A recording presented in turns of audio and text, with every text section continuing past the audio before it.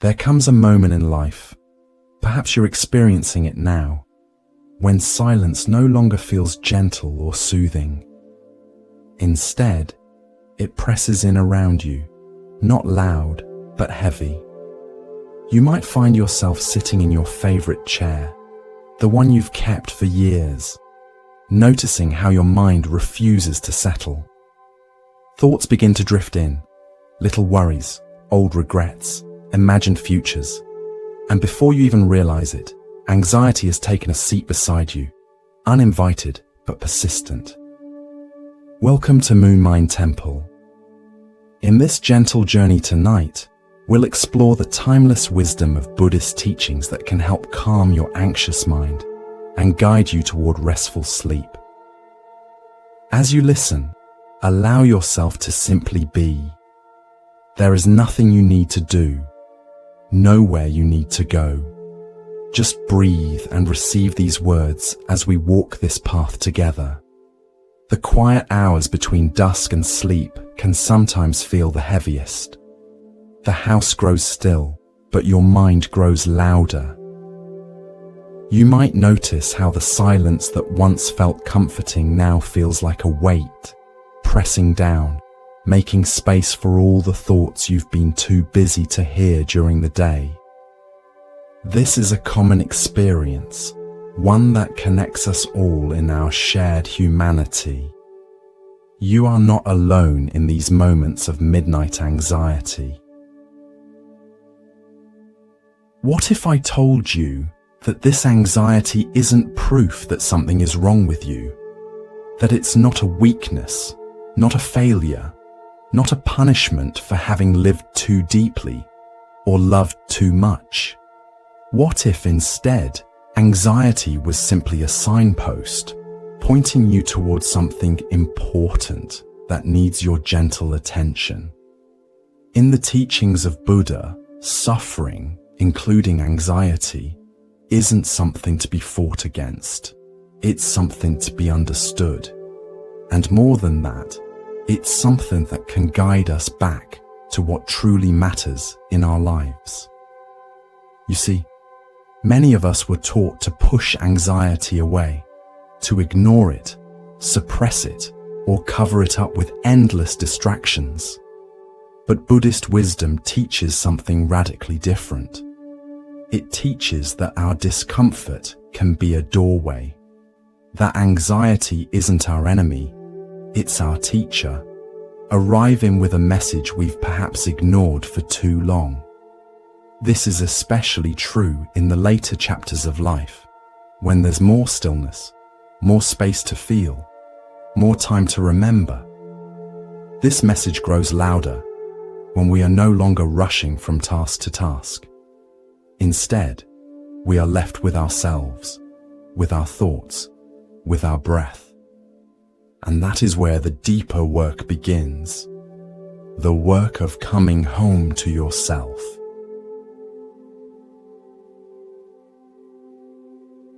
As you listen to these words, allow your body to soften.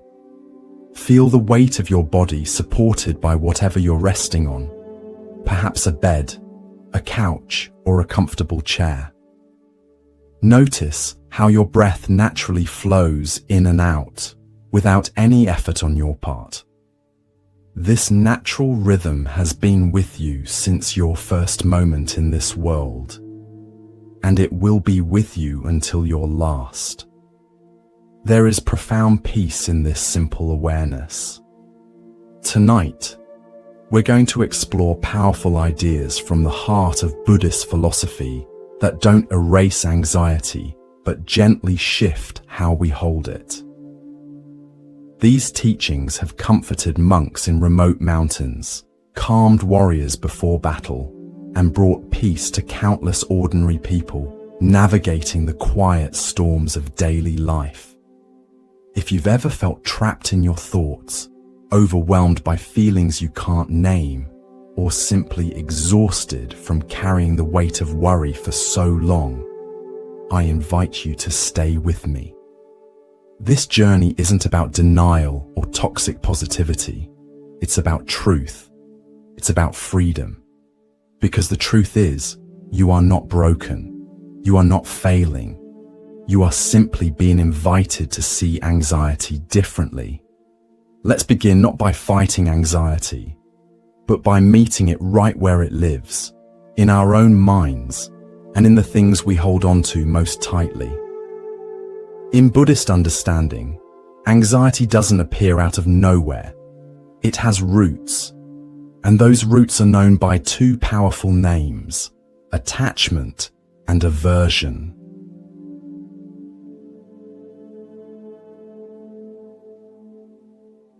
Think of attachment as the grasping hand of the mind.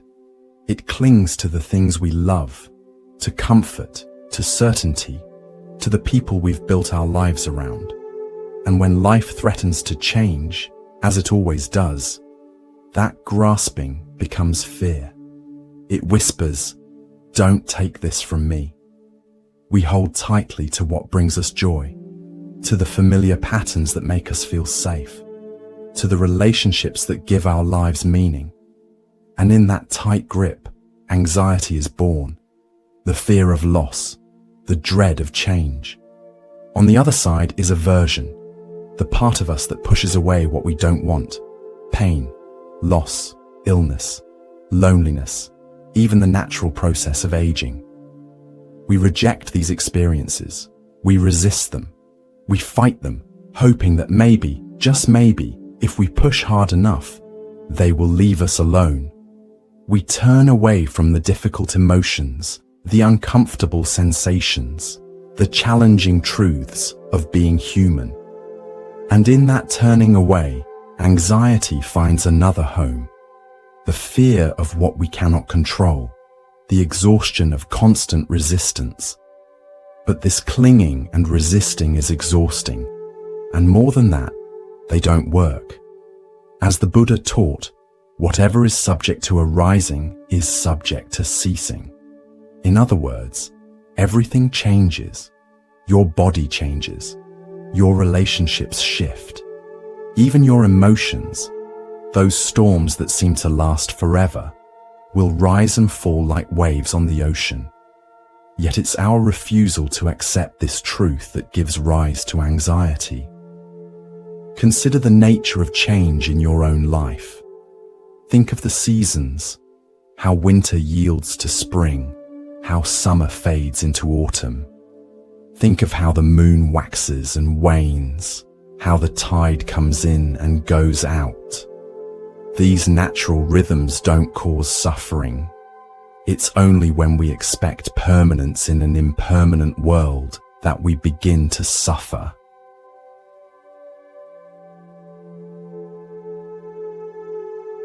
Imagine a retired man named Thomas, who used to walk the lake trail near his home every morning at 6 a.m. sharp.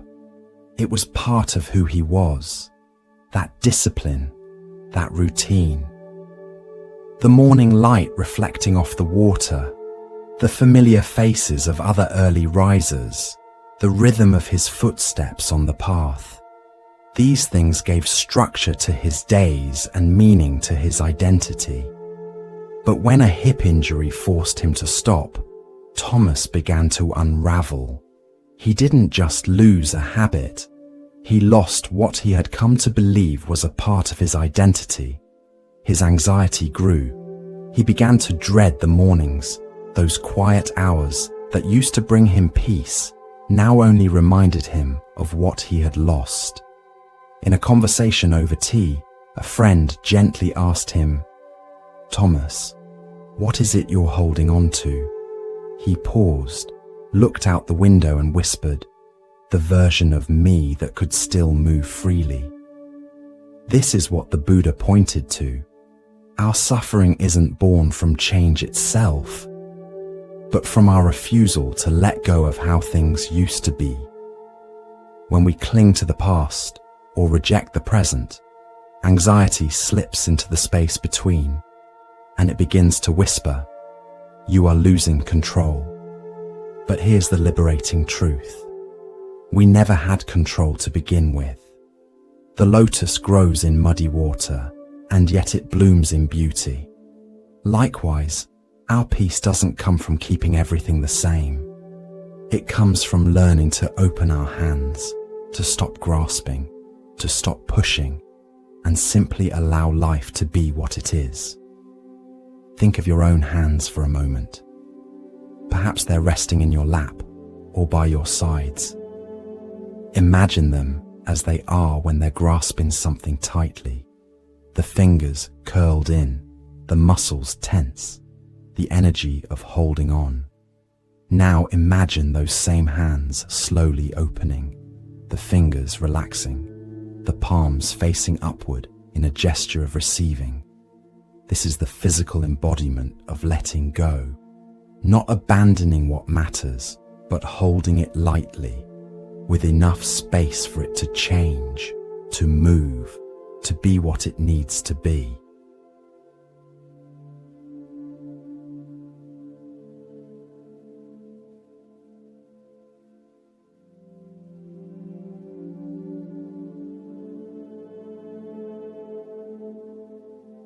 You are not your routines. You are not your youth. You are not your past. And when you begin to loosen your grip on expectations, on perfection, on the need to have it all figured out, you'll start to notice something incredible. Anxiety begins to loosen its grip on you too. As an ancient Buddhist text, the Dhammapada says, "From attachment springs grief, from attachment springs fear. But for one who is free from attachment, there is no grief and certainly no fear." What would happen if today, even just a little, you allowed yourself to unclench the fists of your mind? What if peace isn't found in getting things back to how they were, but in meeting this very moment with open arms? This doesn't mean you must let go of everything at once. Small steps toward acceptance can bring surprising relief. Perhaps it begins with acknowledging a simple truth. Things are changing and that's natural. Perhaps it's allowing yourself to feel sad about a loss without adding the extra layer of resistance. I shouldn't feel this way. Maybe it's simply pausing in a moment of stress to open your hands, literally and metaphorically, releasing what you cannot control. Remember that letting go is not the same as giving up. It's not about abandoning what matters to you. It's about holding your experiences, your expectations, and even your identity with a lighter touch. It's about creating space for life to flow through you rather than against you. And in that space, anxiety often finds less to feed on.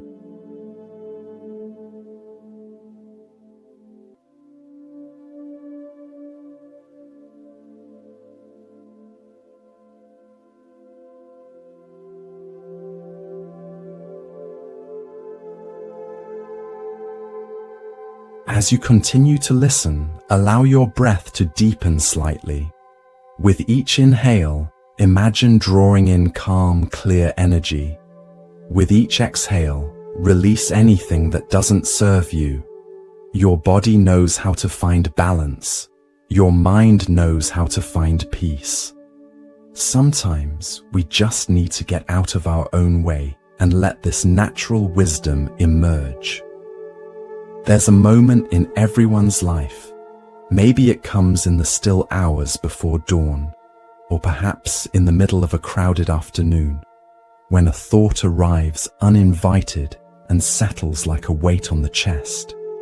It might whisper, "Something's wrong," or shout, "What if this never gets better?" And before we know it, we are no longer living in the present moment. We are living inside that thought. It becomes a world of its own, a world filled with shadows, tension, and fear.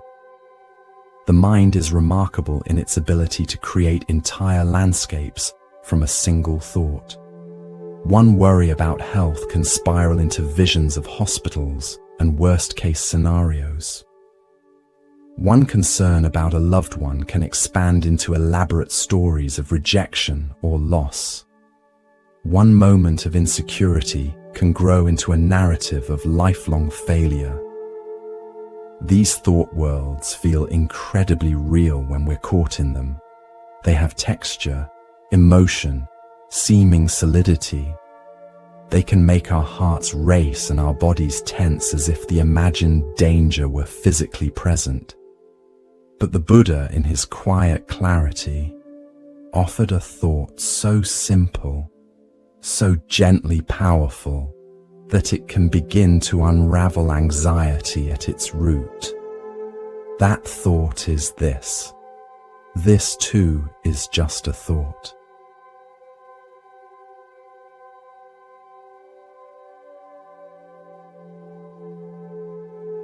Pause with that for a moment. Not every thought is true. Not every thought is worthy of your trust. Some are echoes of old fears. Some are habits of worry, passed down like family heirlooms. Some are simply the brain doing what it's done for centuries, scanning, protecting, imagining. But a thought, no matter how loud or persistent, is not a fact.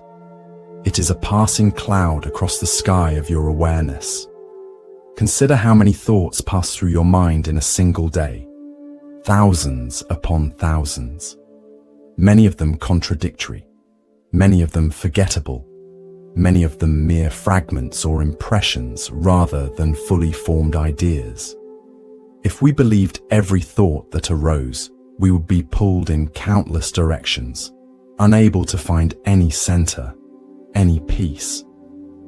The Buddha recognized this nature of the mind, its restlessness, its tendency to proliferate, and offered a way to relate to it with greater wisdom and ease.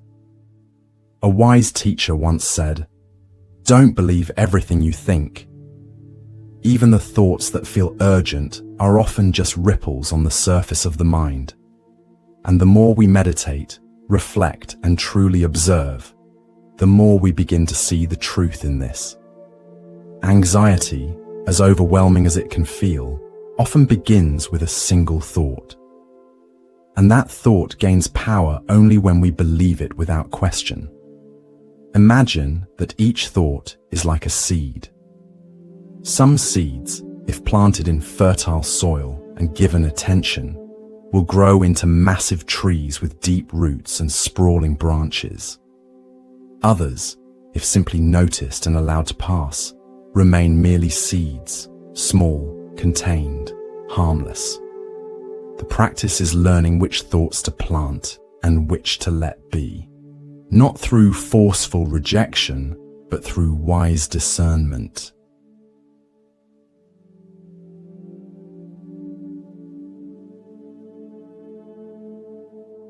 Consider the story of Marlene, 76 years old, widowed, and adjusting to a quieter life than she had known for decades. After her husband passed, she began experiencing a strange kind of fear. She would sit alone in her living room and suddenly worry, "What if I fall and no one's there? What if I forget to turn off the stove? What if I start losing my memory?" These weren't unrealistic fears. They were grounded in possibility, but they weren't happening. They were thoughts, and they arrived with a pounding heart, a tight chest, and a racing mind. In the silence of her home, these thoughts seemed to grow louder, more insistent. They would wake her at night, follow her through her morning routine, sit with her at meals. They became unwelcome companions, casting a shadow over moments that might otherwise have held peace or even joy. Marlene began to identify with these fears, thinking of herself as an anxious person now, as if anxiety had become a permanent part of who she was. Marlene began attending weekly mindfulness classes at the local community center. One afternoon, her instructor asked the group to write down a simple sentence. This thought is not me. It is just a thought. At first it felt silly, too simple to make any difference. But the teacher encouraged them to use this phrase whenever they noticed anxiety arising. Don't fight the thought, she said. Don't try to push it away. Just notice it, name it, and remember that it is not you. So Marlene tried. The next time the familiar fear arose, what if I fall? She gently noted, this is a thought about falling. It is just a thought. When worry about her memory surfaced, she acknowledged, this is a thought about forgetting. It is just a thought. She didn't deny the content of the thoughts or their emotional impact. She simply created a small space between herself and the thought, enough space to remember that she was the observer of the thought, not the thought itself. Over time, this became Marlene's anchor. Each time the fear arose, she would gently repeat it. This thought is not me. It is just a thought. And like a knot slowly coming undone, the grip of those fears began to loosen. The thoughts still came, sometimes with the same intensity, but they began to feel more like weather passing through, rather than defining who she was. You see, in Buddhism, this is known as non-identification, the wisdom of knowing that your thoughts are not who you are. They are movements in the mind, like wind passing through leaves. Some are helpful, some are not, but none of them define your essence. Think of your mind as a vast sky. Thoughts, emotions, sensations. These are all like clouds moving across that sky. Some days the clouds are dark and heavy. Some days they're light and scattered. Some days they seem to fill the entire sky. But no matter what kind of clouds are present, the sky itself remains spacious, boundless, unchanged. You are the sky, not the clouds. You are the awareness in which all experiences arise and pass away. The practice, then, is not to suppress anxious thoughts, nor to shame yourself for having them. The practice is to see them clearly, to say, I see you, thought. You are trying to protect me. You are trying to warn me.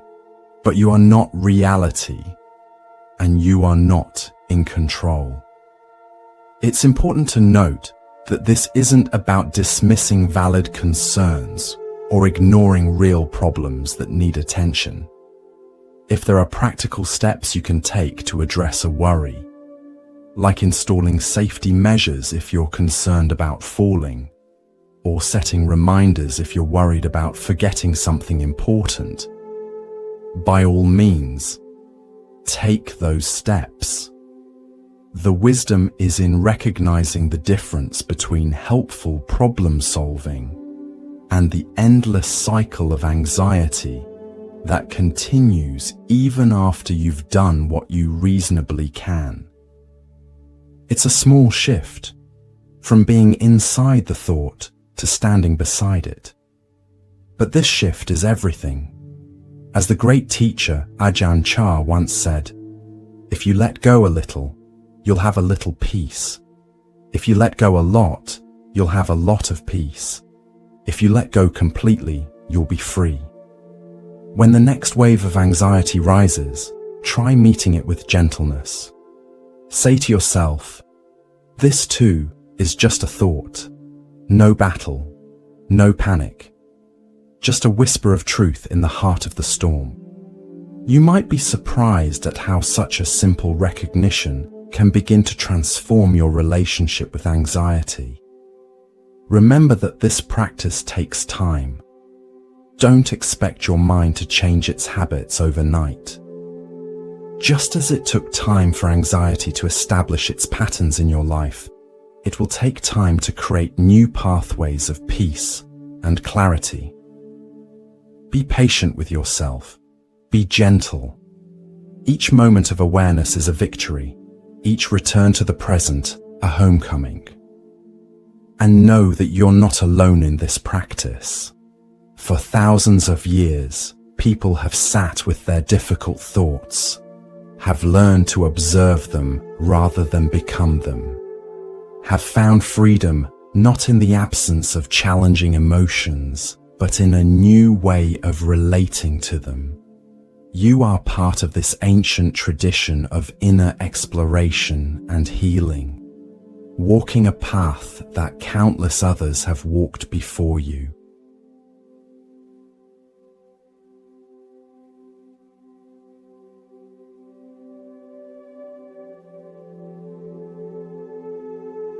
Now, as you continue to listen, notice the rhythm of your breath again. It flows in and out, like waves coming to shore and retreating back to the vast ocean. Your breath connects you to the present moment, the only place where peace ever truly resides. Anxiety often begins with something simple, a flicker of unease while sipping your morning tea, a sudden tightness in the chest while folding laundry, or a vague sense that something is off, though nothing in particular has happened. For many people, especially those who live alone or find themselves in quieter routines, this gentle hum of anxiety can sneak in like a draft under the door. It's not loud, but it lingers, and it pulls the mind away from the warmth of the present moment into the cold corridors of what ifs and what once was. The mind, left to its own devices, has a remarkable capacity to travel, backward into memories both sweet and painful, forward into futures both hopeful and fearful. And while this ability to reflect and anticipate serves us in many ways, it can also disconnect us from the only moment we ever truly have. This one, right here, right now. But mindfulness, as taught in Buddhist tradition, offers us a doorway back into our bodies, back into our breath, back into the only place where peace ever truly lives, right here, right now. Mindfulness isn't about emptying the mind or forcing stillness. It's about becoming intimate with what is, noticing with loving attention the sensations in your body, the flow of your breath, the rise and fall of your thoughts. It's learning to be where your feet are, instead of being lost in yesterday's memories or tomorrow's fears.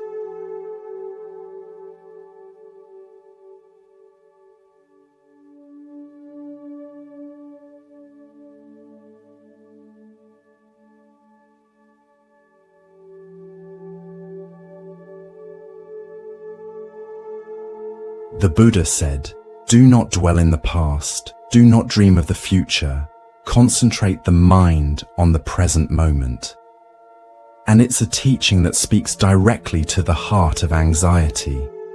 Because anxiety is always reaching forward.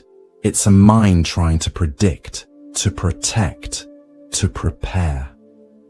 But the present moment asks nothing of us except that we be here.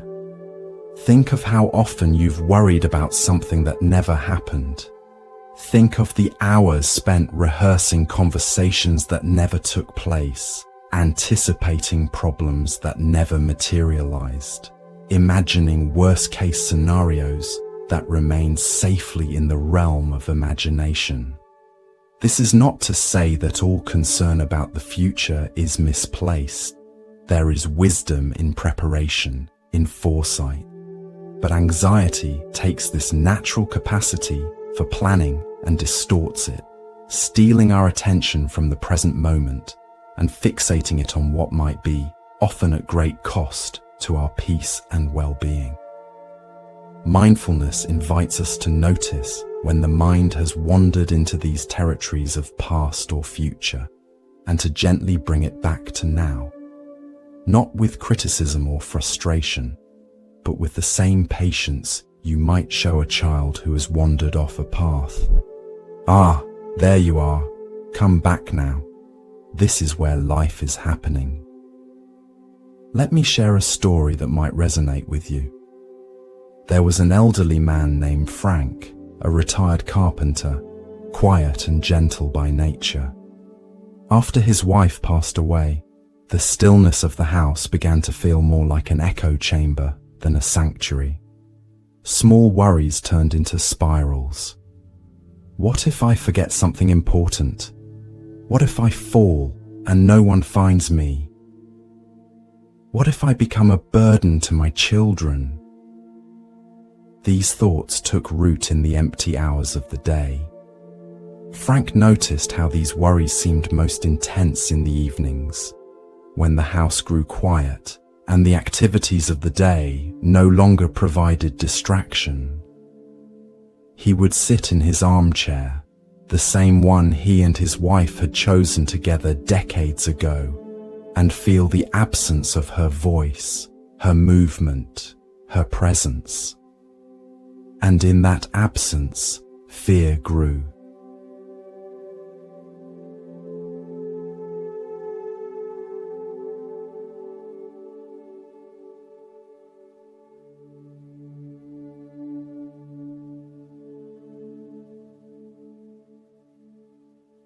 Frank's doctor recommended a local mindfulness meditation group. Though skeptical, Frank gave it a try. "I don't think sitting around thinking about nothing is going to help," he told his daughter. But he went anyway, if only to have somewhere to be on Tuesday evenings. On his first visit, the teacher asked them to simply sit, close their eyes, and follow the breath.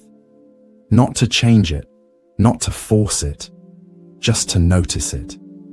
Frank felt awkward at first, unsure what he was supposed to be doing or feeling, but he followed the instructions, bringing his attention to the sensation of breath moving in and out of his body. Frank said later, "At first, all I noticed was how loud my thoughts were. They were shouting at me, one after another, like they were afraid I wouldn't hear them if they didn't yell. But eventually, I began to notice my breathing, and then the sound of birds outside the window, and then the warmth in my hands. That was the turning point, when I realized there was more to my experience than just my thoughts. Each breath became an anchor, each step a meditation, each moment an invitation to return." He began practicing 5 minutes a day, just sitting in his garden, hands resting on his knees, eyes soft, breath steady. He didn't try to clear his mind, he simply watched it, like watching clouds drift across the sky. And with time, the clouds grew lighter. "The worries still come," Frank told his daughter months later, "but now there's more space around them. They don't fill up the whole room anymore. And sometimes, when I'm really paying attention to what's actually happening, the taste of my coffee, the sound of rain on the roof, the feel of wood under my hands when I'm in my workshop, I realize I've gone hours without those thoughts crowding in. That's a kind of freedom I didn't know was possible." This is the power of mindfulness. It doesn't promise to erase our struggles, but it teaches us to sit with them without fear. It helps us see that we are not the storm, we are the sky that holds it. Mindfulness is also deeply forgiving. If you drift into thought, that's okay. The moment you notice, you've already returned. That noticing is the practice. That return is the victory. So many of us judge ourselves harshly when we discover our minds have wandered, when anxiety has pulled us away from the present moment yet again. We think, I'm bad at meditation, or I can't do this, or my mind is too busy. But in the Buddhist tradition, each time you notice that your attention has drifted is actually a moment of success, not failure. It's the moment when awareness has returned, when you've woken up from the dream of thought. This moment of noticing is the heart of the practice. And here's another beautiful aspect of mindfulness. It can be practiced anywhere, anytime. You don't need special equipment or a perfect environment. You can practice while washing dishes, feeling the warm water on your hands. You can practice while walking, noticing the pressure and release in your feet. You can practice while listening to a loved one speak, giving them your full, undivided attention. Any moment can be a mindful moment if you choose to show up for it completely.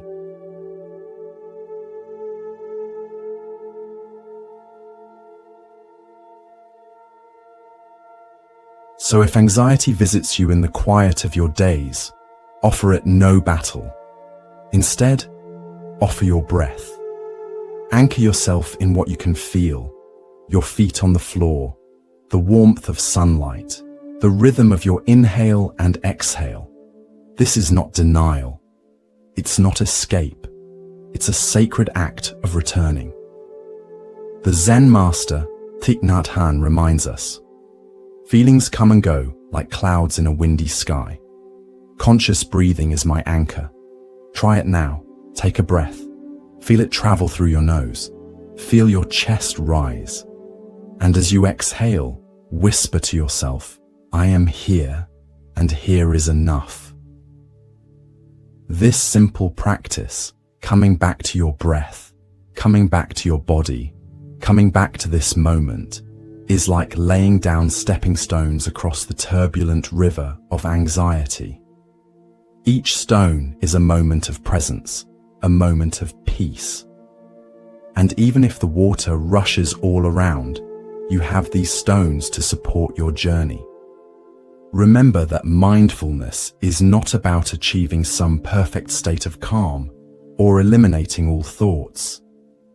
It's about seeing clearly what is already here, including anxiety when it's present, and relating to it with awareness rather than automatic reaction.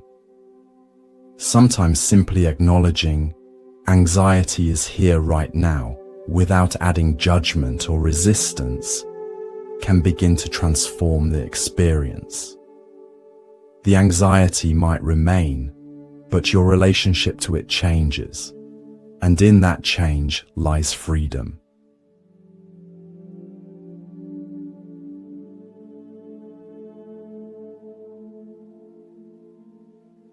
There's a quiet, relentless voice that often accompanies anxiety, and it doesn't belong to the world around us. It belongs to ourselves. It's the inner critic, whispering, "Why are you like this? You should be stronger. You're such a burden." And over time, that voice wears down the spirit, not just with fear, but with shame. You may recognize this voice in your own experience. Perhaps it speaks to you late at night, when you're reviewing the day's events and finding all the ways you feel you've fallen short. Perhaps it accompanies physical symptoms of anxiety, adding a layer of self-judgment. Other people don't get this worked up. What's wrong with me? Perhaps it compares your inner experience to what you perceive in others. Everyone else seems to have it together. Why can't I? This voice is particularly insidious because it disguises itself as wisdom, as the part of you that knows better and wants you to improve. It masquerades as helpful self-critique, as motivation, as realistic assessment. But upon closer inspection, this voice rarely offers genuine help. Instead, It traps you in cycles of shame and anxiety, making it even harder to find your way to peace. But in the teachings of the Buddha, there is a gentle, radical antidote: compassion. And not just for others, but for ourselves, especially for ourselves. You see, many people grew up in a time when emotional needs were silenced, when resilience meant stoicism, and when self-sacrifice was seen as noble. You cared for others, children, partners, aging parents, while quietly shelving your own pain, fatigue, and needs.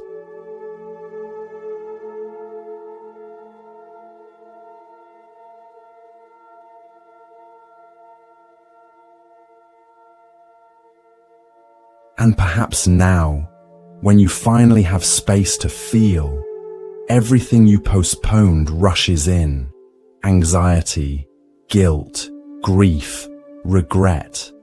But here's what Buddhist wisdom teaches us: that the path to peace is not paved with perfection, it's walked with tenderness. The Buddha said, "You, yourself, as much as anybody in the entire universe, deserve your love and affection." These words are not an indulgence. They are a lifeline. They remind us that the circle of compassion must include ourselves if it is to be complete. Just as the oxygen mask on an airplane must go on your own face first, before you can help others, self-compassion is the foundation from which genuine care for others can flow. Consider the story of Ruth, a 79-year-old woman who had spent most of her life caring for others. A nurse by profession and a mother by nature, she had always been the strong one, the dependable one. Through family crises, through her husband's long illness, through raising children and supporting grandchildren, Ruth had been the steady hand, the listening ear, the one who put her own needs last. But after retirement, and especially after losing her sister, the one person to whom Ruth had occasionally confided her own struggles, Ruth began experiencing waves of anxiety. She felt foolish, even embarrassed. "Why now?" she asked. "I've always kept it together. I've faced far worse than this empty house, this quiet life. What's wrong with me that I'm falling apart now, when things are actually easier?" During a mindfulness retreat at a local community center, a Buddhist teacher invited the group to place their hands on their hearts and silently repeat the phrase, "May I be kind to myself in this moment. May I accept myself just as I am." At first, Ruth couldn't do it. Her chest tightened, tears welled. It felt unfamiliar, even selfish. Weren't there people with real problems? People who deserved compassion more than she did? But the teacher gently reminded her, self-compassion is not about ego. It's about softening. It's about not turning away from your own pain. Think of how you would respond to a dear friend who came to you with the exact same struggles you're facing, the teacher suggested. Would you tell them they're being ridiculous? Would you say they should be stronger? Or would you offer kindness, understanding, a gentle space for their pain? Ruth knew immediately how she would treat a friend, with the same compassion she had offered patients and loved ones throughout her life. "Then why?" the teacher asked. "Do you deserve any less?" That moment marked the beginning of Ruth's healing, not because the anxiety disappeared, but because she no longer fought it alone. She began writing letters to herself, forgiving the parts of her that had been too tired to keep going some days, too overwhelmed to explain, too hurt to reach out. She began to speak to herself with the same gentleness she would offer a friend in pain. And slowly, she began to feel whole again.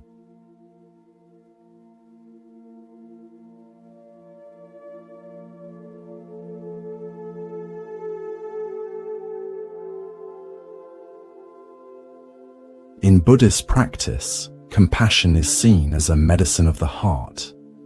And like any medicine, it must be taken regularly, especially when the symptoms of suffering arise. Here are a few gentle ways you can practice self-compassion in your daily life. Speak kindly to yourself, especially when you feel afraid or anxious. Replace "What's wrong with me?" with "This is hard and I'm doing the best I can." Notice the difference in how these words feel in your body. One closes down, creates tension. The other opens, creates space. Place your hand over your heart during anxious moments. It's a physical gesture of care, a reminder that you are not abandoned. Feel the warmth of your own touch, the steady beat of your heart beneath your palm. This simple action activates the body's caregiving system, releasing hormones that can help counter the stress response. Offer yourself the same grace you would offer a dear friend. If you wouldn't say it to them, don't say it to yourself. This guideline can be transformative, helping us recognize how differently we often treat ourselves compared to how we treat others we care about. The next time you notice harsh self-criticism, pause and ask, "Would I say this to someone I love?" Acknowledge your effort. You've survived so much. You're still learning. That matters. Even on days when it feels like you've accomplished little, when anxiety has consumed more energy than you'd like, recognize the courage it takes simply to keep going, to stay present, to continue seeking peace despite the challenges.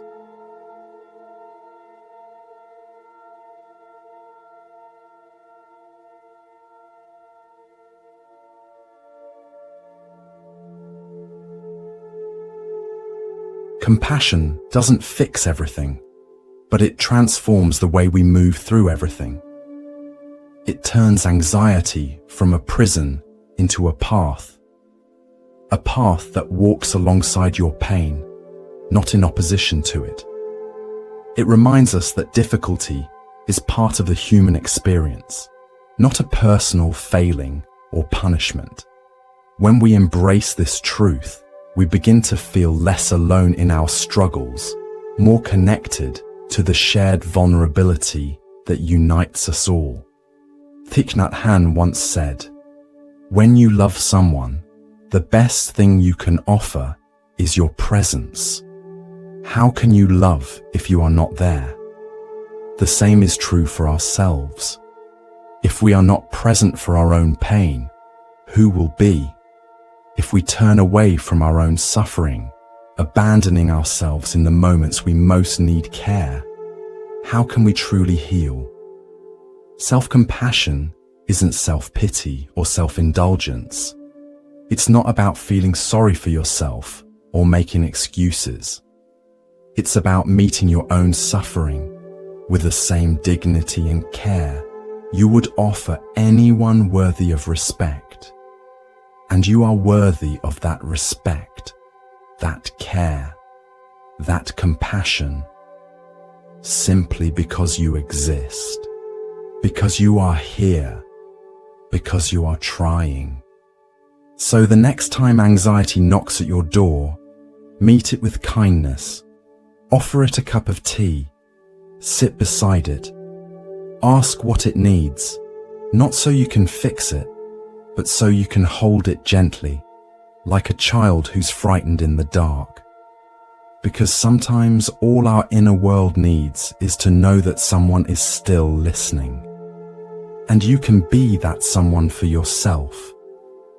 Imagine anxiety not as an enemy to be vanquished, but as a messenger carrying important information.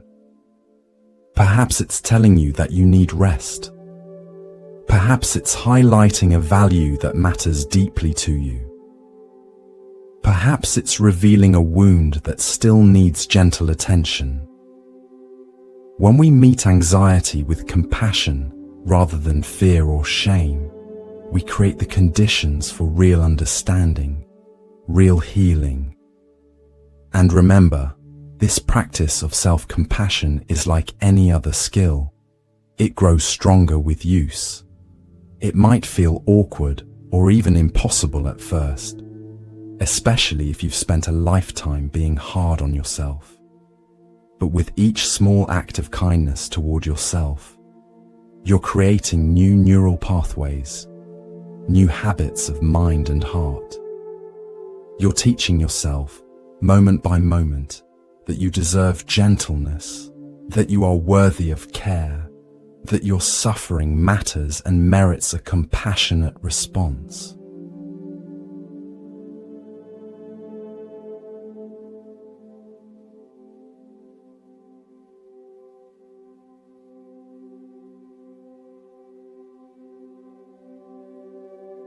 As we continue this gentle journey together, allow yourself to rest even more deeply. Feel the weight of your body surrendering to gravity. Notice how your breath has perhaps slowed, becoming even more peaceful and regular. There's nothing you need to do right now except receive these words and rest in this moment. There are moments in life, quiet, piercing moments, when anxiety wraps itself around us so tightly that we begin to believe it defines us. The rapid heartbeat, the spinning thoughts, the tight chest.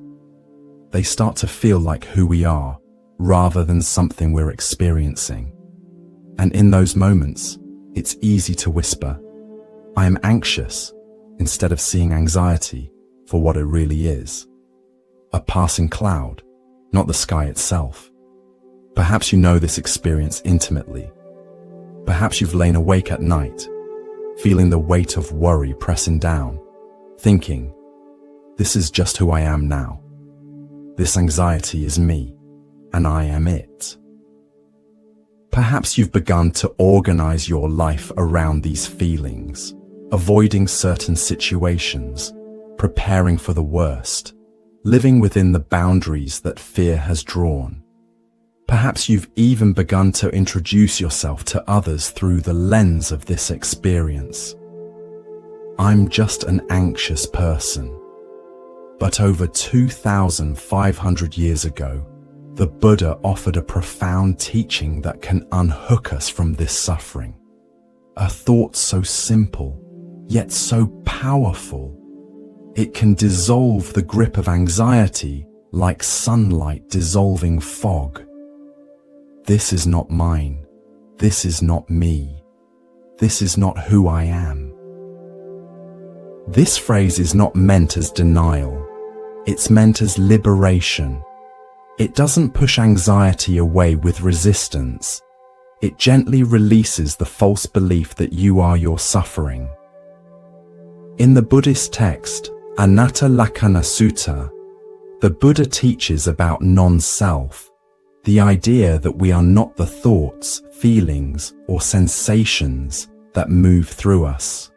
Just as the sky is not the storm, we are not our anxiety. This teaching challenges one of our deepest assumptions, that there is a solid, unchanging self at the center of our experience, a me that remains constant through all of life's changes. We tend to build our identity around certain qualities we believe define us. I am quiet, I am hardworking, I am anxious. But the Buddha invites us to look more closely at this sense of self and ask, is it really so solid? Is it really so unchanging? When we examine our experience with mindful awareness, we begin to see that what we call self is actually a flowing river of sensations, perceptions, thoughts, and consciousness. all constantly changing, arising and passing away. Nothing within this flow can be grasped as a permanent, separate self. And in this realization lies tremendous freedom, for if there is no solid self to protect, defend, or improve, then anxiety loses much of its fuel. When we cling to fear, thinking it is part of our identity, it gains power. But when we say, "This is not me," we remember our true nature, vast, peaceful, unbound.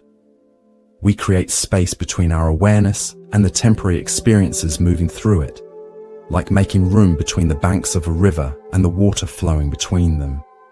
The river still flows, but we're no longer swept away by every current.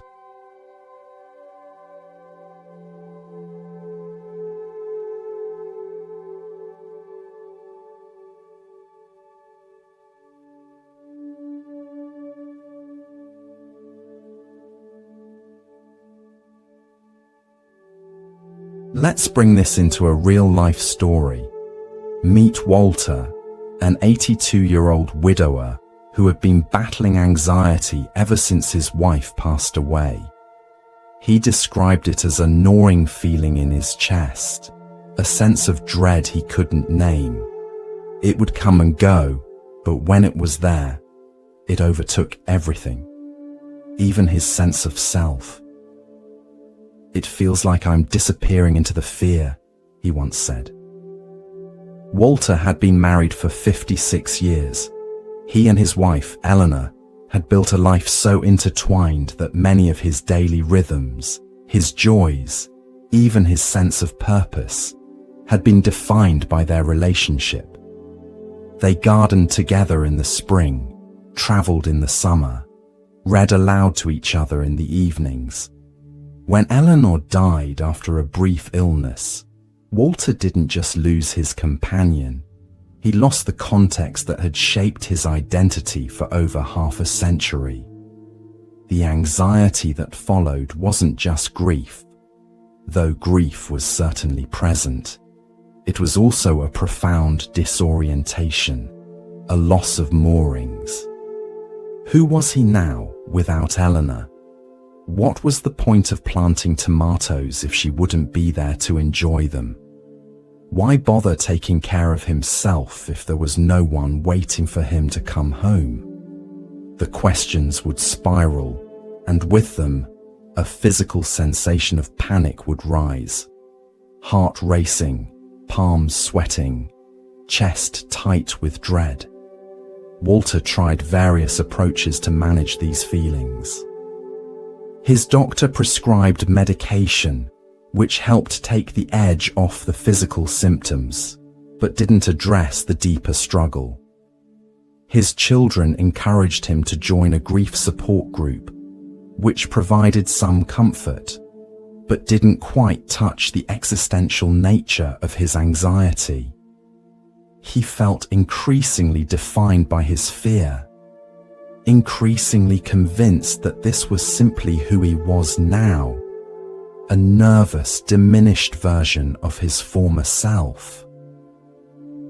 One afternoon, at a local mindfulness group, which Walter had joined at his daughter's insistence, the instructor led a meditation based on the Buddha's teaching of non-identification.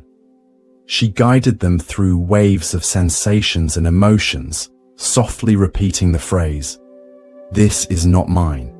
This is not me. This is not who I am." At first, Walter found himself resistant. How could his grief, his fear, his loneliness not be his? They felt so intimately, painfully real. But as the teacher continued to guide the meditation, inviting participants to observe the changing nature of their experience, how sensations arise and pass, how emotions flow and shift, how thoughts come and go, Walter began to sense something beneath all this movement. A stillness, a spaciousness, a quality of awareness that remained constant even as everything else changed.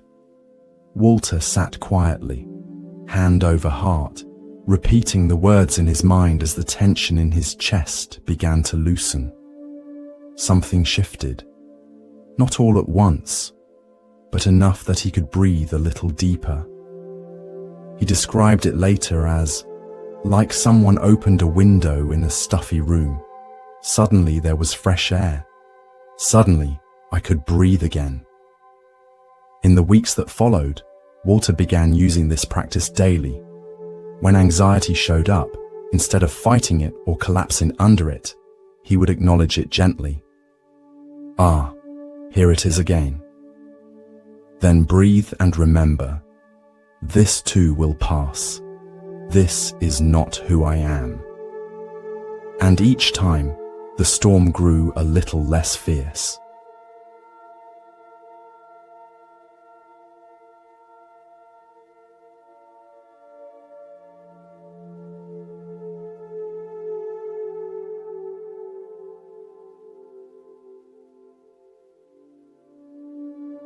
The beauty of this teaching is that it doesn't promise the disappearance of anxiety. It offers freedom within it. The Buddha never said we wouldn't experience fear or sorrow, but he did show us how not to suffer unnecessarily because of them. There's an important distinction here between pain and suffering. Pain is the initial experience, the loss, the fear, the discomfort.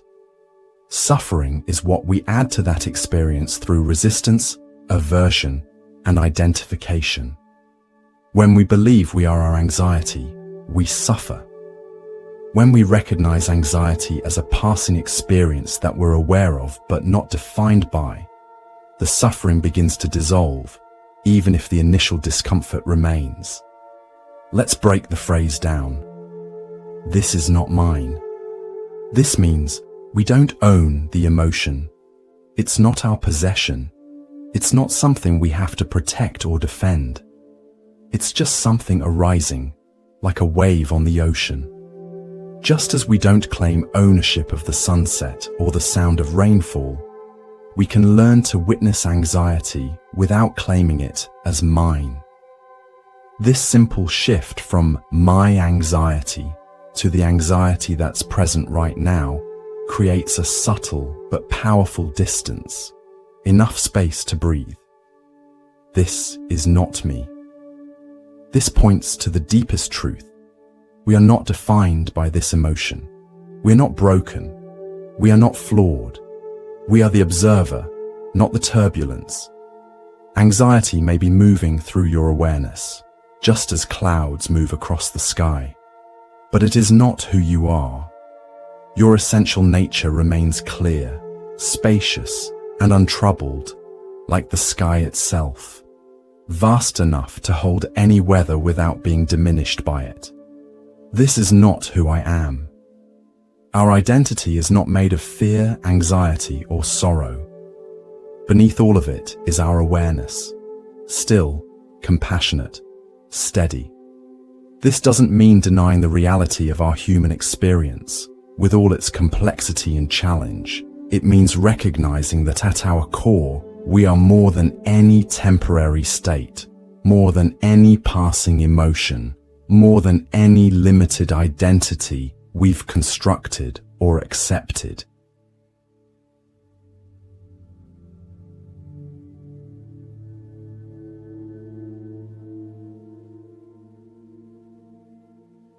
If you try this the next time anxiety visits, simply pause and say, this is not mine. This is not me. This is not who I am. You may notice something remarkable.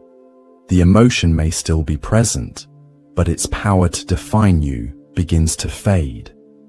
You shift from being inside the storm to being the sky that holds it. This practice becomes especially powerful when combined with mindful awareness of the body.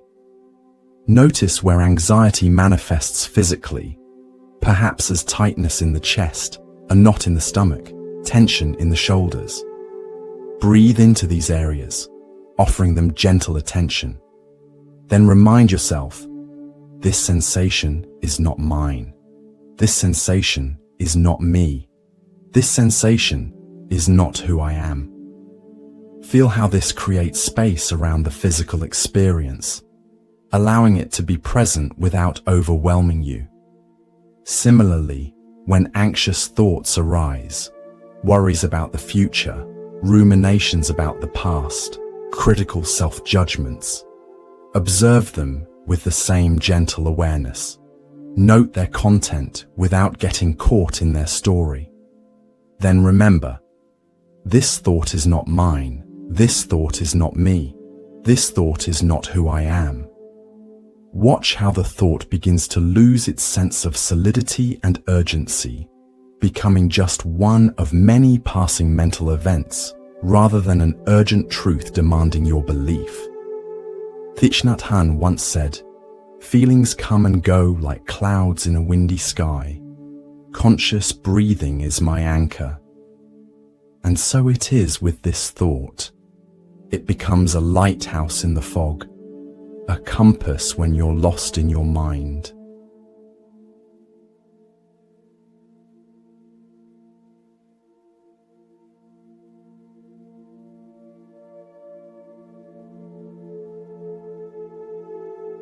The older we grow, the more this becomes not just helpful, but essential.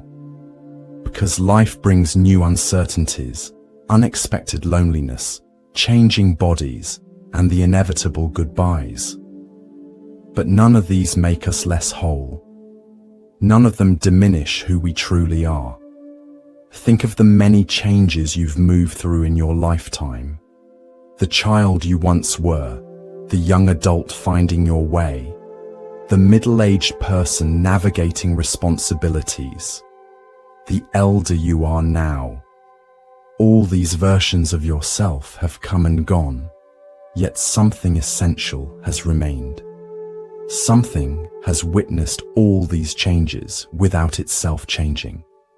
This witnessing presence, this awareness, is what Buddhist practice points to as your true nature.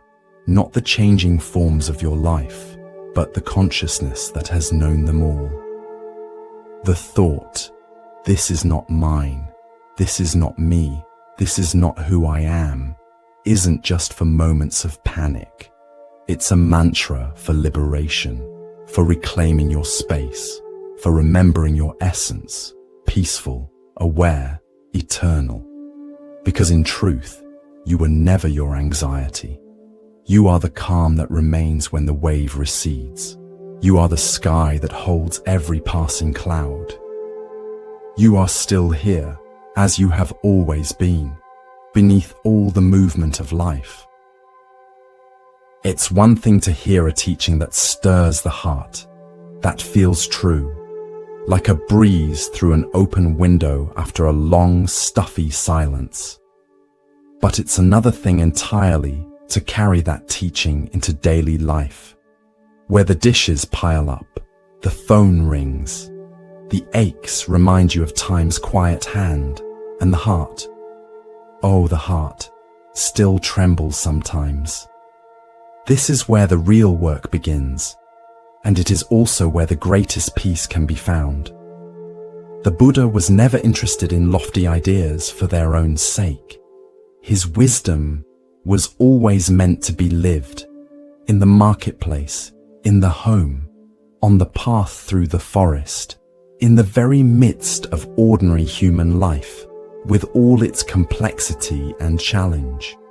And so this phrase, "This is not mine, this is not me, this is not who I am," is not just something to remember when meditating or reading spiritual texts. It is something to bring with you into the mess and the miracle of everyday life. It's a practice for the 3 a.m. worry session, for the moment of tension in a difficult conversation, for the flash of fear when you receive concerning news, for the subtle anxiety that colors an otherwise ordinary day. Let's begin simply with a practice that's both gentle and powerful. Something you can do even now as you listen. Something you can return to again and again in moments of need.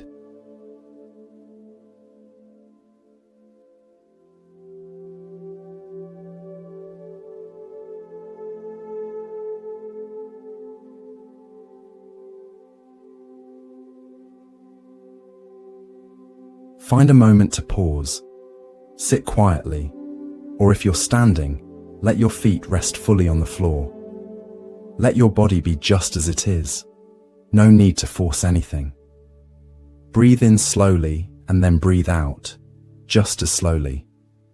Allow your breath to be like a soft hand on your back, grounding, reassuring. Now, call to mind something that's been causing you anxiety. It could be a small worry that lingers like background noise, or something larger, a decision, a regret, a conversation that still echoes inside you. Don't judge it. Just gently hold it in your awareness, like placing a stone in the palm of your hand. As you sit with this feeling, begin to softly say, out loud or in your heart, "This is not mine." Pause. Let that land. Feel how these words begin to loosen the sense of ownership, the tight grip of my problem, my fear, my flaw. This is not me. Pause again. Feel the distance opening between you and the emotion. Not a cold distance of disconnection, but the warm space of perspective. You are the one who's aware of the anxiety, not the anxiety itself. This is not who I am, and breathe. With each repetition, feel the grip loosen. Maybe just a little at first, maybe more. You are not denying the feeling. You are witnessing it without claiming it, without becoming it. Now, imagine your breath is a current of air moving through an open house. It moves through the room of your worry, gently airing it out, not pushing anything away, just making space. The walls of a house are still standing. That house is you, steady, grounded, whole. The anxious thought is just a guest.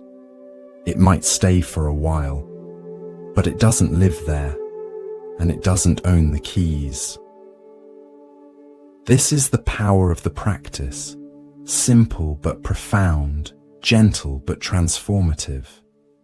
And here's the beautiful thing. You don't need to be on a meditation cushion or in a retreat center to awaken peace. You need it at 3 a.m. when you wake up with a heaviness in your chest. You need it when your grown child hasn't called in weeks and you start to wonder if you did something wrong. You need it when the ache in your joints reminds you that time is passing and that not everything is in your control. In these moments, don't reach for perfection. Reach for presence. Breathe in. Say gently, "This is not mine." Breathe out. "This is not me." Breathe again. "This is not who I am." Then return to whatever is in front of you. Washing the cup, folding the blanket, petting the dog, listening to the sound of the wind through the trees outside your window. In this way, the practice becomes seamless. Not a separate act, but a way of walking through your life. It becomes a thread of clarity woven into the fabric of your days, a quiet remembrance that returns whenever you need it. You are not your anxiety. You are the awareness in which anxiety appears and dissolves, like morning fog in sunlight.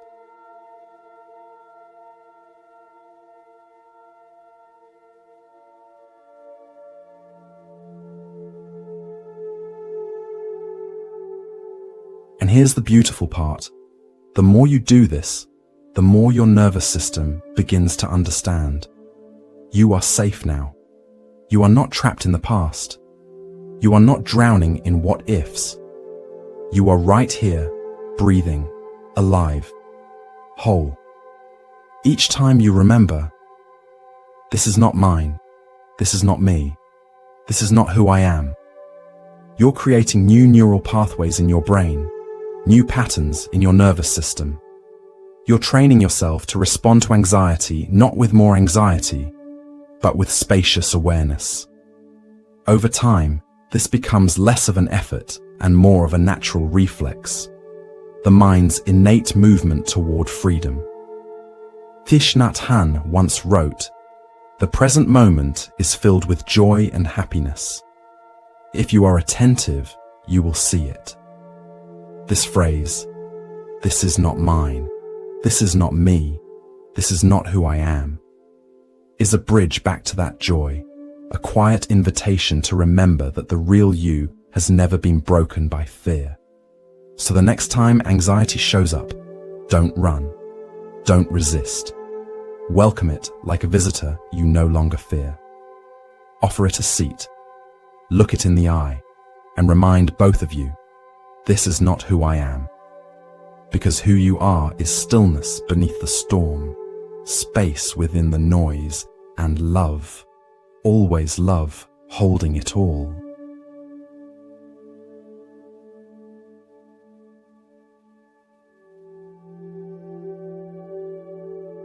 Now let's turn our attention to another powerful teaching from the Buddhist tradition, one that complements and deepens our understanding of non-identification. This is the teaching of impermanence, or anicca in Pali, the language the Buddha spoke. Impermanence points to the truth that everything in our experience is constantly changing, arising, and passing away in an endless flow of transformation. This teaching is not meant to be depressing. On the contrary, it's meant to be liberating. When we truly understand and accept the impermanent nature of all things, including our thoughts, emotions, sensations, and circumstances, we can begin to hold our experiences more lightly. We can learn to dance with life rather than struggling against its natural rhythms.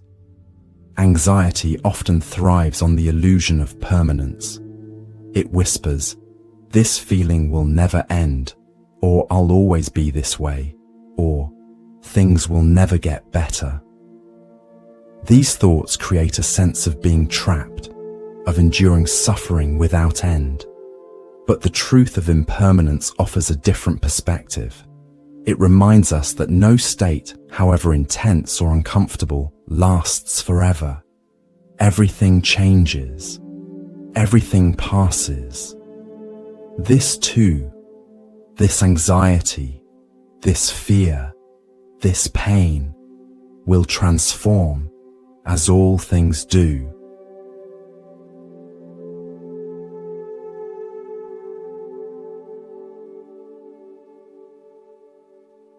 Consider the natural world and its endless cycles of change. Day becomes night, becomes day again. Winter yields to spring, yields to summer, yields to fall, in an endless dance of renewal. The moon waxes and wanes, clouds gather and disperse, tides rise and fall. Even mountains, which seem so solid and unchanging, are slowly being shaped by wind and water, gradually transforming over time. Your own body is a testament to impermanence. The cells that make up your physical form are constantly being replaced. The breath moves in and out, never the same breath twice. Sensations arise, linger for a moment, and dissolve. The child you once were has grown into the adult you are now, and that process of change continues with each passing day. Nothing stays the same. Your mind, too, is always changing. Thoughts appear and disappear like bubbles rising to the surface of water. Emotions surge and recede like waves on the shore. Even in the midst of anxiety that feels overwhelming and endless, there are moments, perhaps just flickering instants, when the grip loosens, when the mind clears, when peace is present. These moments are evidence of impermanence at work. The Buddha taught, whatever is subject to arising is subject to ceasing. This simple statement points to a profound truth. Everything that begins must end. Everything that is born must die. Every experience that arises in our awareness must also pass away. This is not a reason for despair, but a reason for hope. It means that difficult states aren't permanent. It means that suffering doesn't last forever. It means that change, the very thing anxiety often fears, is actually our greatest ally.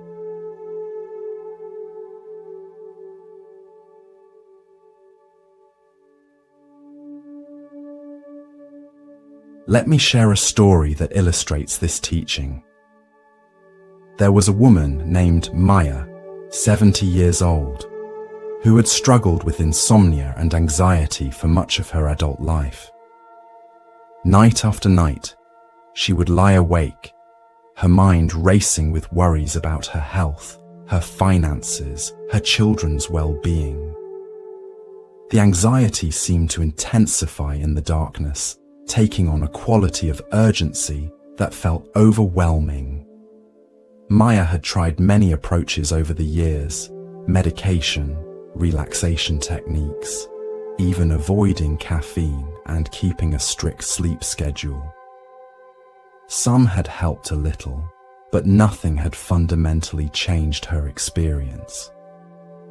Night remained a time of struggle, and anxiety remained what she considered a permanent feature of her personality. One day, Maya attended a day-long retreat on Buddhist meditation. The teacher spoke about impermanence and suggested a simple practice: to notice throughout the day the changing nature of all experience. Just watch, the teacher said, how nothing stays the same for long. Sounds come and go, thoughts appear and dissolve, sensations shift and transform. Even strong emotions, if we observe them closely, are in constant flux. Maya decided to try this practice during her next bout of nighttime anxiety. Instead of fighting against the feeling or trying to make it go away, she would simply observe it with curious attention. That night, as she lay awake with the familiar tightness in her chest and racing thoughts, she began to watch her experience moment by moment. She noticed something surprising. The anxiety wasn't a solid, unchanging block of feeling. It pulsed and shifted. Sometimes it intensified, sometimes it eased. Sometimes her thoughts were rapid and frantic. Sometimes they slowed and grew more spacious. Sometimes her chest felt tight. Sometimes the tension moved to her shoulders. Sometimes it momentarily dissolved altogether. As she continued to observe with this gentle attention, Maya began to sense something she had never noticed before. The small gaps between moments of anxiety, the brief spaces where, for just an instant, her system was at rest.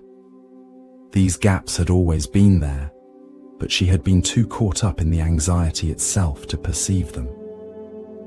With practice, Maya began to rest her attention more and more in these gaps, not trying to escape the anxiety, but simply noticing the natural breaks in its flow.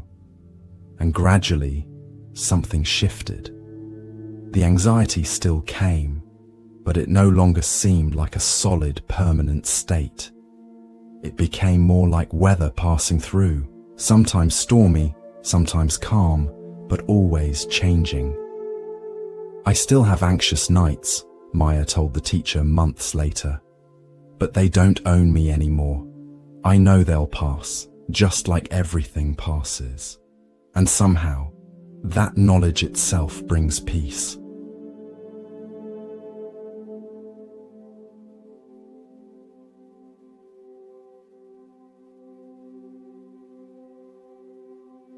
This is the liberation that comes from truly understanding impermanence.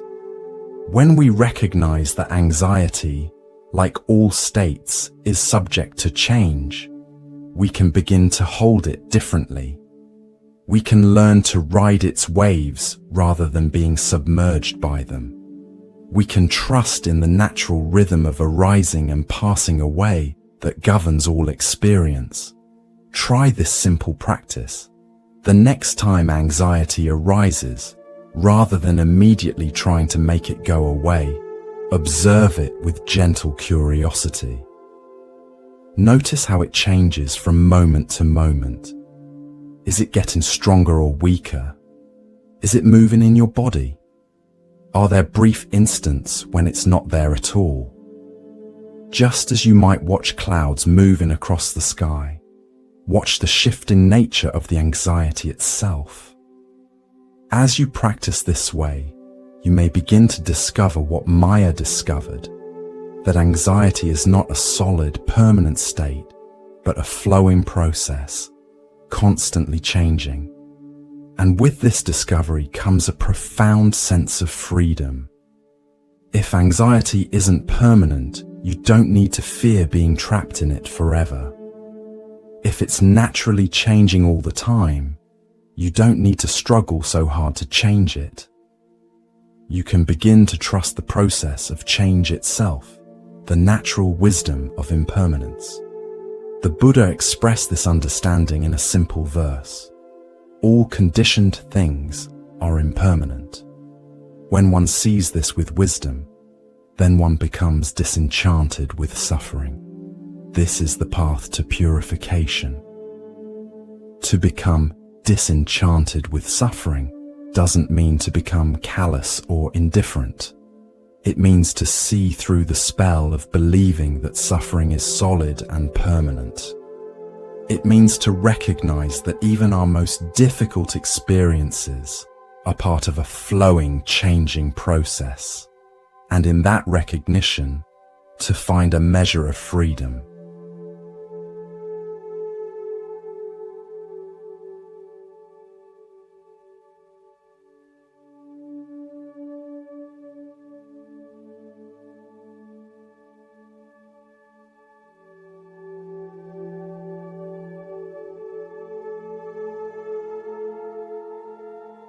Closely related to the teaching of impermanence is another core Buddhist concept, non-attachment or letting go. This doesn't mean not caring or becoming emotionally numb. Rather, it refers to holding our experiences, our preferences, even our identities with an open hand rather than a tight grip. Anxiety often involves clinging to certain outcomes, to particular self-images, to the illusion of control. We want things to be a certain way, and when reality threatens to diverge from our expectations, fear arises. We cling to the familiar, the comfortable, the known, and we resist change, uncertainty, the unknown.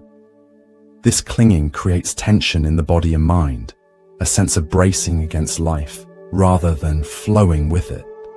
The Buddha taught that this clinging, this attachment, is the root cause of suffering, not because the things we cling to are inherently bad, but because the nature of clinging itself creates distress.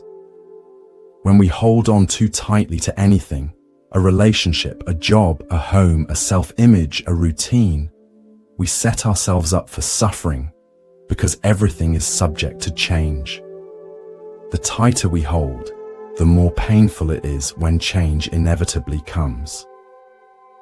The practice of non-attachment invites us to loosen our grip, not to let go completely of what matters to us, but to hold it with reverence rather than desperation.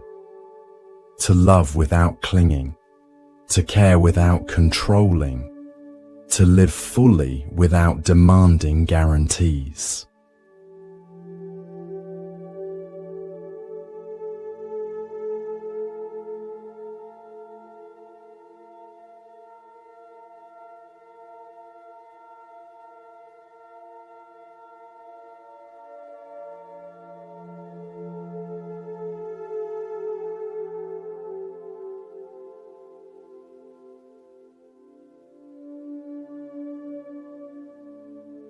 Consider the image of a hand.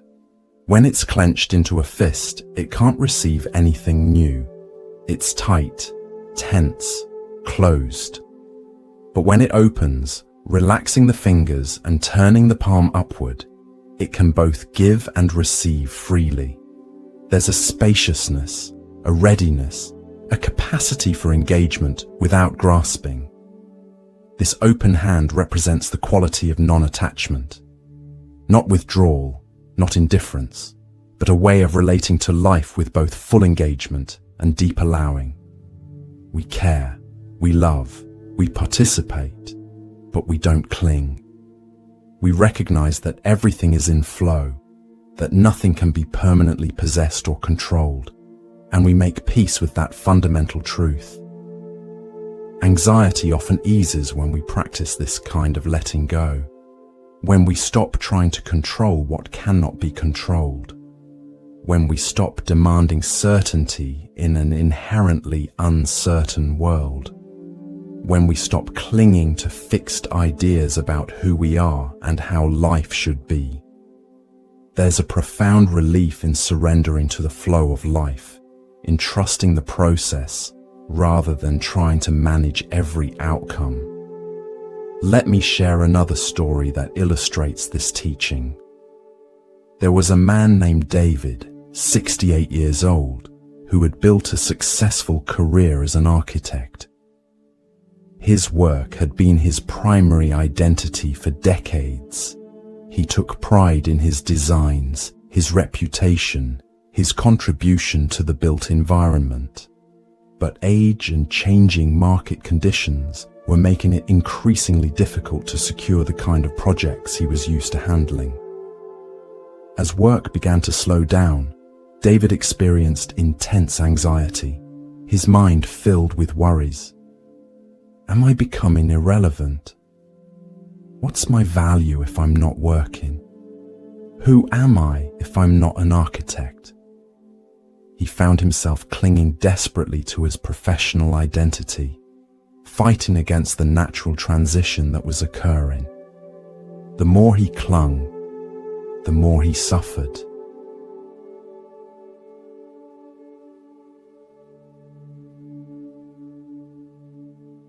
One day, David happened to visit a botanical garden near his home. As he walked among the plants, he noticed an elderly gardener carefully pruning a rose bush. The man was removing not just dead growth, but also some healthy branches and even some buds that hadn't yet flowered. Curious, David asked him why. For the plant to thrive, the gardener explained, it needs to let go of some things, even good things. If it tries to keep every branch, every bud, it spreads its energy too thin. By letting go of some, it allows others to flourish. There's wisdom in this releasing. Something in the gardener's words resonated deeply with David. He began to wonder if his clinging to his full-time professional identity was preventing other aspects of his life from flowering. What might emerge if he loosened his grip on who he thought he needed to be? Over the following months, David began a practice of conscious letting go, not abandoning his work entirely, but releasing his attachment to it as his sole source of identity and worth. He began to explore other interests, photography, volunteering at a community design center, spending more time with his grandchildren. As he allowed himself to let go of who he had been, he began to discover who he might become.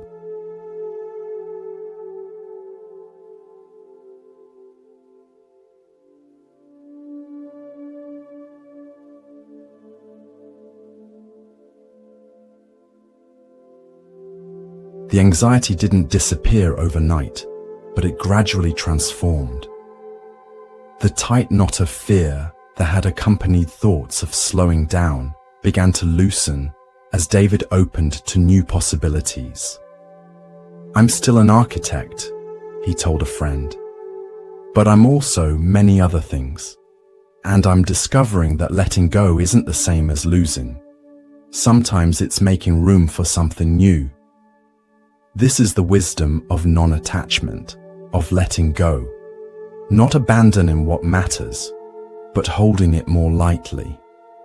not withdrawing from life, but engaging with it more freely, without the constriction of clinging. When we release our tight grip on how things should be, including how we think we should feel, what we think we should be doing, who we think we should be, we create space for life to unfold in ways we might never have imagined. The Buddha taught, in the end, only 3 things matter: how much you loved, how gently you lived, and how gracefully you let go of things not meant for you.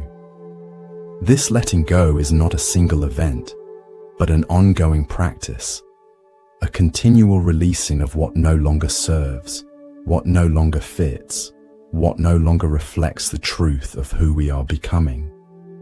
Try this simple practice. Bring to mind something you've been clinging to, perhaps a self-image, an expectation, a particular outcome you're anxious about. Now, imagine holding it in your open hands, not grasping, just supporting. Acknowledge its importance to you, but also your willingness to allow it to change, to evolve, even to leave, if that's what's needed. Feel the spaciousness that comes with this open-handed holding, the breath that flows more freely, the heart that beats more easily. Non-attachment doesn't mean not caring. It means caring without clinging, loving without demanding, living without bracing against change. And in this openness, anxiety often finds less fuel for its fire.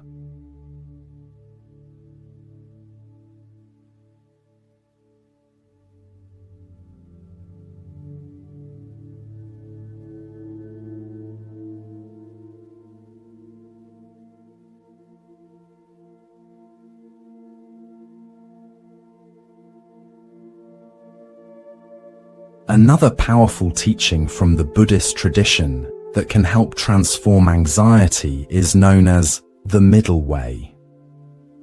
This refers to finding balance between extremes, walking a path that avoids both indulgence and denial, both grasping and rejection.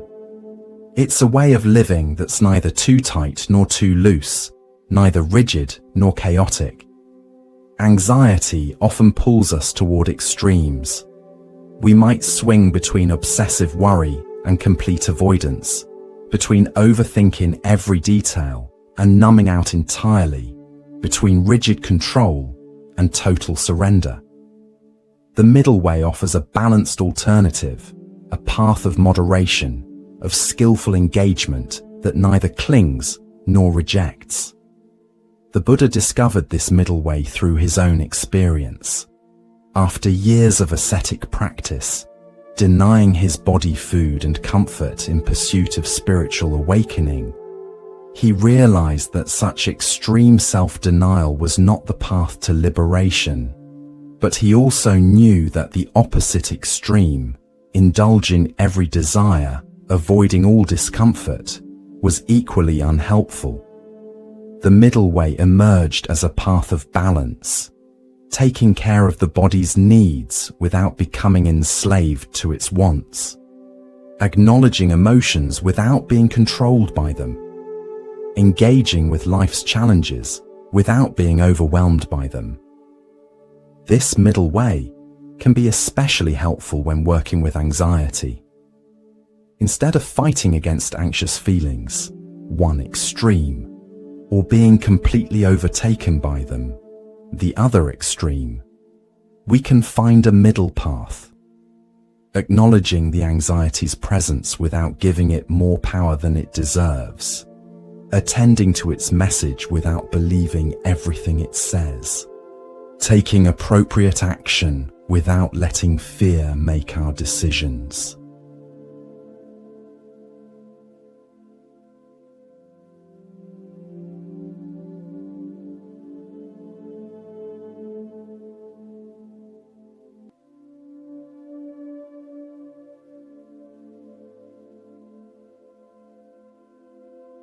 Consider how this might look in daily life. When anxiety arises, instead of immediately trying to make it go away, resistance, or falling into a spiral of panic, indulgence, you might take a middle path. I notice anxiety is present. I'll give it some gentle attention to see if it has something useful to tell me, but I won't assume everything it's saying is true. I'll take reasonable precautions without letting fear restrict my life unnecessarily. This balanced approach applies to self-care as well. The middle way isn't about forcing yourself to meditate for hours if you're exhausted, nor is it about abandoning all practice when it feels challenging. It's about finding what's truly supportive in each moment. Maybe that's 5 minutes of mindful breathing. Maybe it's taking a walk in nature. Maybe it's calling a friend. Maybe it's simply getting enough rest. The middle way is responsive rather than reactive, flexible rather than rigid. The middle way also applies to how we think about spiritual practice itself.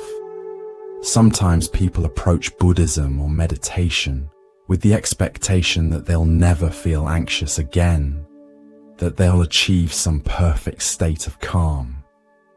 This expectation itself can become a source of suffering. The middle way suggests a more balanced view. Practice isn't about never feeling anxiety. It's about relating to anxiety differently when it arises. It's not about reaching some perfect state. It's about meeting each moment with greater awareness and compassion.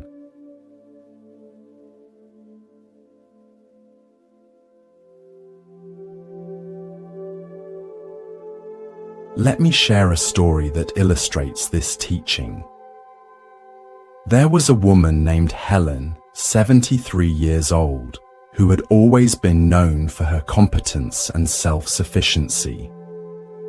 She had raised 3 children largely on her own after her husband's early death, had managed a small business successfully, and had prided herself on never needing help from anyone. But as she aged and her health became more fragile, she found herself caught between 2 extremes. On one hand, she resisted accepting any help, pushing herself to maintain complete independence, even when it was no longer reasonable or safe. On the other hand, she found herself overwhelmed with anxiety about becoming a burden to her children, sometimes catastrophizing about ending up completely dependent on them. She swung between stubborn self-reliance and fearful anticipation of total helplessness. A friend who practiced Buddhism suggested that Helen might be looking for a middle way. There's a path between doing everything yourself and doing nothing, the friend said gently. There's a way to accept some help without giving up your autonomy. Both extremes, refusing all support and fearing complete dependence, are causing you suffering. Helen began to explore what this middle way might look like in her life. She started small, allowing her daughter to drive her to medical appointments, while still managing her daily routine independently. She hired a neighborhood teenager to help with yard work, while continuing to tend her beloved flower garden herself. She joined a senior center, where she both received support and offered it to others, finding a balance between giving and receiving that felt dignified and sustainable. As Helen practiced this middle way, her anxiety began to ease. She was no longer caught in the false dichotomy of complete independence or complete helplessness. She found a path between these extremes, a path of interdependence, of appropriate self-care combined with thoughtful acceptance of support. I'm learning, she told her friend, that asking for help when I need it isn't weakness, And accepting my limitations doesn't mean giving up my strength. There's wisdom in finding the middle path.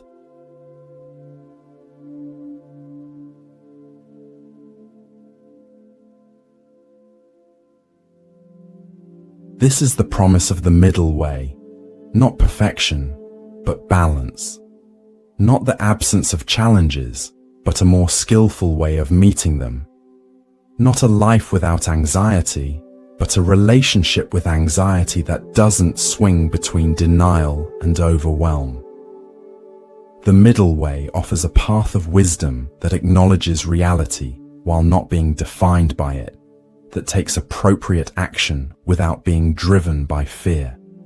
The Buddha described this middle way as avoiding two extremes: sensual indulgence, which is low, common, worldly, ignoble, and not beneficial, and self-mortification, which is painful, ignoble, and not beneficial. Instead, he taught a middle way that gives rise to vision, that gives rise to knowledge, that leads to peace, to direct knowledge, to enlightenment. In your own relationship with anxiety, consider how you might find this middle way. Where are you perhaps too rigid, too controlling, too resistant to what is? Where might you be too passive, too overwhelmed, too identified with fear? The middle way invites balance, neither fighting against anxiety nor surrendering to it, but meeting it with clear awareness and compassionate response. This balance isn't static. It's a dynamic equilibrium that shifts with changing conditions, like a skilled sailor adjusting the sails in response to the wind. Sometimes the middle way means taking decisive action. Sometimes it means patient observation. Sometimes it means reaching out for support. Sometimes it means drawing on your inner resources. The wisdom lies in discerning what's needed in each unique moment, rather than applying a rigid formula.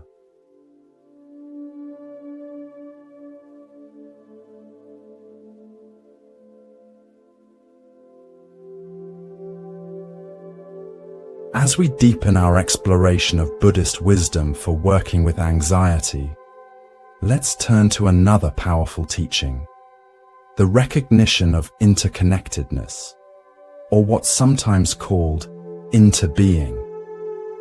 This teaching points to the profound truth that nothing exists in isolation.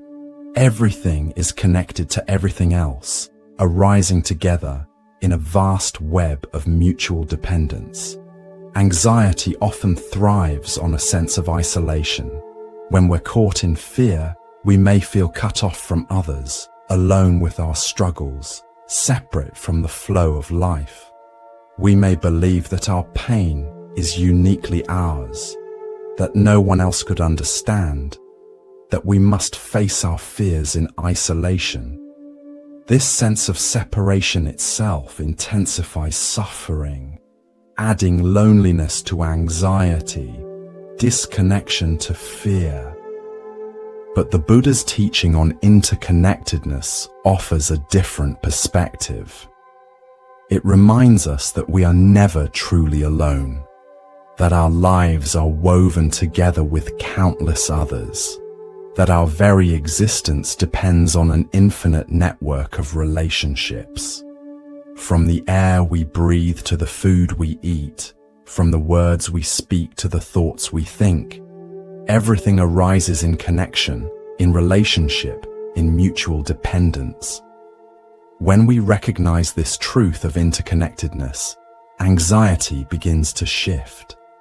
The sense of being a separate self facing overwhelming challenges loosens, replaced by an awareness of being held in the web of life, supported by countless seen and unseen connections.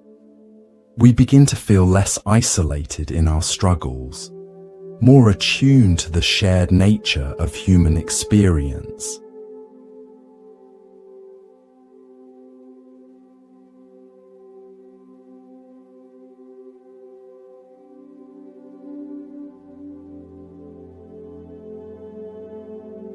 Thich Nhat Hanh, the Vietnamese Zen master who brought mindfulness practices to many in the West, coined the term interbeing to describe this profound interconnection. He would often use the example of a sheet of paper to illustrate the concept.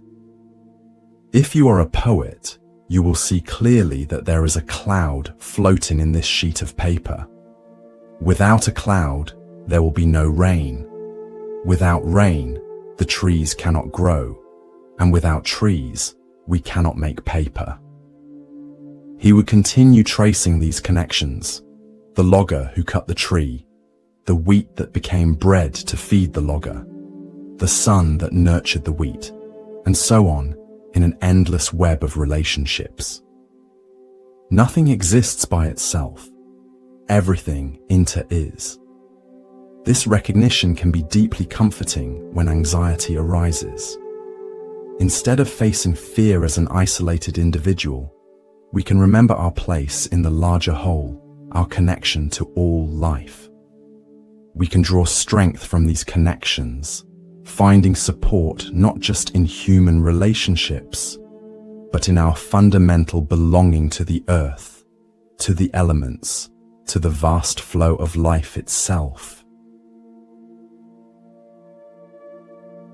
Let me share a story that illustrates this teaching. There was a man named Robert, 70 years old, who lived alone in a small apartment after his wife's death. His adult children lived in distant cities, and though they called regularly, he spent most of his days in solitude. Gradually, a pervasive anxiety began to color his experience. Not acute panic, but a constant low-level dread, a sense of vulnerability and isolation that made even simple tasks feel overwhelming. One spring morning, unable to bear the confines of his apartment any longer, Robert went to a nearby park. He sat on a bench, watching people pass, families with children, joggers, dog walkers, other elderly people enjoying the sunshine. As he sat there, something began to shift in his awareness.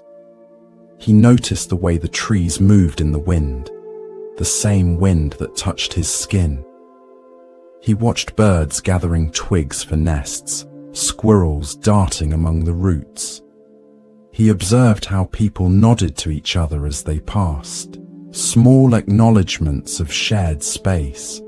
A leaf fell from a tree above and landed on his shoe. Robert picked it up, examining its intricate pattern of veins, its connection to the branch now severed but still evident in its form. Something about this leaf, its journey from seed to tree to ground, its participation in the cycles of growth and decay, spoke to him of a belonging deeper than his momentary isolation. The next day, Robert returned to the park, and the day after that. He began bringing breadcrumbs for the birds, exchanging greetings with the regular morning walkers. He noticed how his mood lightened with these small connections. The anxiety didn't disappear entirely, but it no longer dominated his experience. It became just one strand in a richer tapestry of awareness, an awareness increasingly attuned to his place in the interconnected web of life. This shift in perspective, from isolated individual to participant in a vast web of relationships, is at the heart of the Buddhist teaching on interconnectedness. It doesn't deny the reality of our personal experience, including anxiety when it arises, but it places that experience in a larger context, reminding us that we are never truly alone, never completely separate from the flow of life. Try this simple practice. The next time anxiety arises, take a moment to become aware of the many connections that support your existence in this very moment. Feel the ground beneath you, supporting your weight. Notice the air moving in and out of your lungs, connecting you to all breathing beings. Be aware of the temperature of the room, the sounds around you, the light that allows you to see. Recognize that even in a moment of fear, you are held in a vast network of relationships, both seen and unseen. Then, if you wish, extend this awareness to include human connection. Think of someone who cares about you, a friend, a family member, a teacher, a helper. Imagine their presence with you, their wish for your well-being. Remember that across the world, countless others are also experiencing anxiety in this moment. You are not alone in your struggle. Feel your connection to this shared human experience. As this awareness of interconnection deepens, you may notice the anxiety itself beginning to shift. Not necessarily disappearing, but perhaps softening, becoming less solid, less all-encompassing. The tight knot of fear begins to loosen as you remember your place in the larger whole, your belonging to the vast family of life.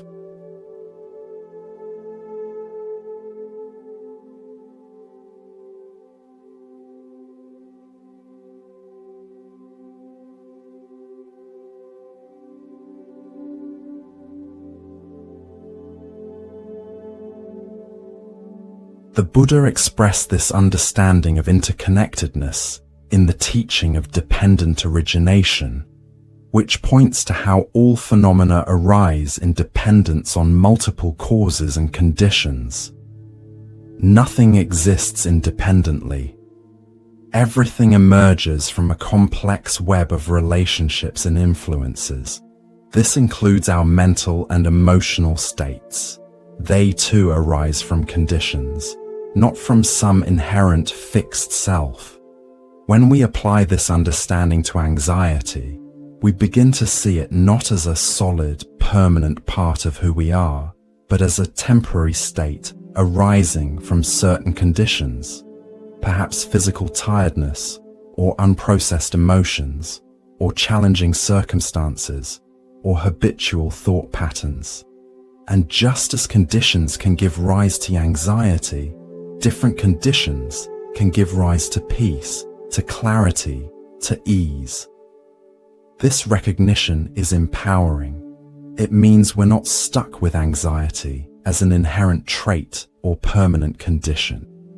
By working skillfully with conditions, adjusting our environment, caring for our physical needs, cultivating supportive relationships, practicing mindfulness and compassion, we can create the causes for greater well-being to arise.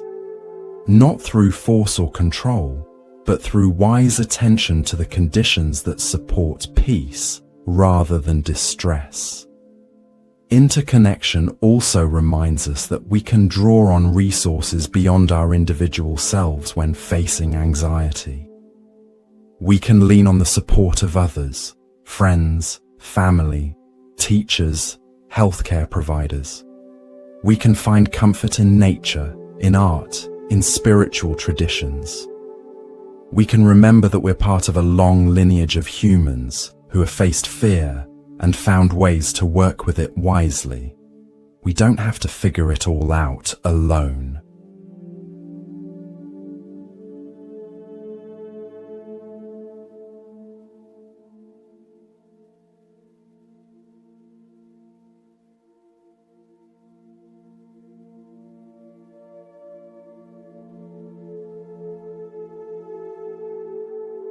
Another powerful Buddhist teaching that can transform our relationship with anxiety is the cultivation of the 4 Brahma Viharas, or divine abodes, qualities of heart that create a sense of spaciousness and freedom.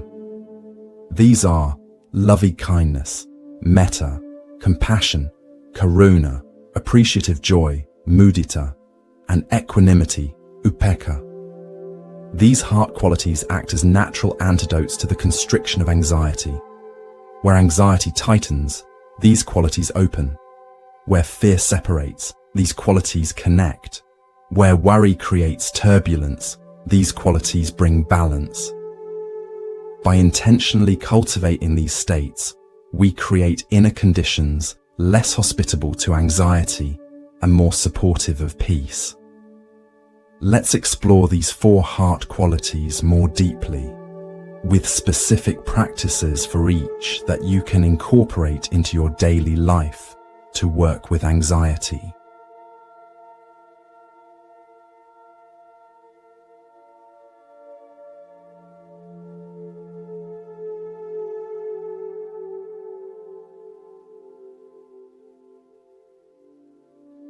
Loving kindness, or metta, can be cultivated through a simple yet profound meditation practice. Find a comfortable position, either sitting or lying down. Place a hand over your heart if that feels supportive. Begin by offering phrases of goodwill to yourself. May I be safe. May I be healthy. May I be at ease. May I be peaceful. Notice any resistance that arises, any voice that says you don't deserve this kindness, or that this practice is selfish, or that it won't help. This resistance itself is worth meeting with gentle awareness. It often reveals where we've internalized harsh judgments, where we've learned to deny ourselves the very care we freely offer others. Simply noting this resistance, without judgment, and continuing with the practice is itself a profound act of healing. As you repeat these phrases, allow yourself to feel the intention behind them. This isn't about forcing positive emotions or denying difficult ones. It's about sincerely wishing yourself well, just as you would wish a dear friend well. Sometimes it helps to imagine yourself as a child, or to remember a time when you were struggling, and to offer loving kindness to that vulnerable self. After a few minutes of directing loving kindness toward yourself, you can expand the circle to include others, perhaps starting with someone who naturally evokes feelings of love and gratitude in you. May you be safe. May you be healthy. May you be at ease. May you be peaceful. Feel how the heart naturally opens toward this person, how the wish for their well-being flows without effort. Then, if you wish, expand further to include neutral people, those you neither particularly like nor dislike. Difficult people, those with whom you have tension or conflict. And finally, all beings everywhere. May all beings be safe. May all beings be healthy. May all beings be at ease. May all beings be peaceful. This gradual expansion helps cultivate a sense of connection, of shared humanity, that directly counters anxiety's isolating effects. It reminds us that our wish for happiness, for safety, for peace is universal, shared by all conscious beings. And in this recognition, the boundaries between self and other begin to soften. A 72-year-old man named James had practiced this loving-kindness meditation daily for several months. The most surprising thing, he reported, was how it changed my relationship with strangers. I used to feel vaguely threatened by people I didn't know. I'd cross the street to avoid groups of teenagers. I'd feel anxious in crowded places. But after practicing metta, I started to look at unfamiliar faces and automatically think, may you be happy, instead of seeing potential threats. It was like the world transformed from a dangerous place into a community of people just trying to be okay, just like me.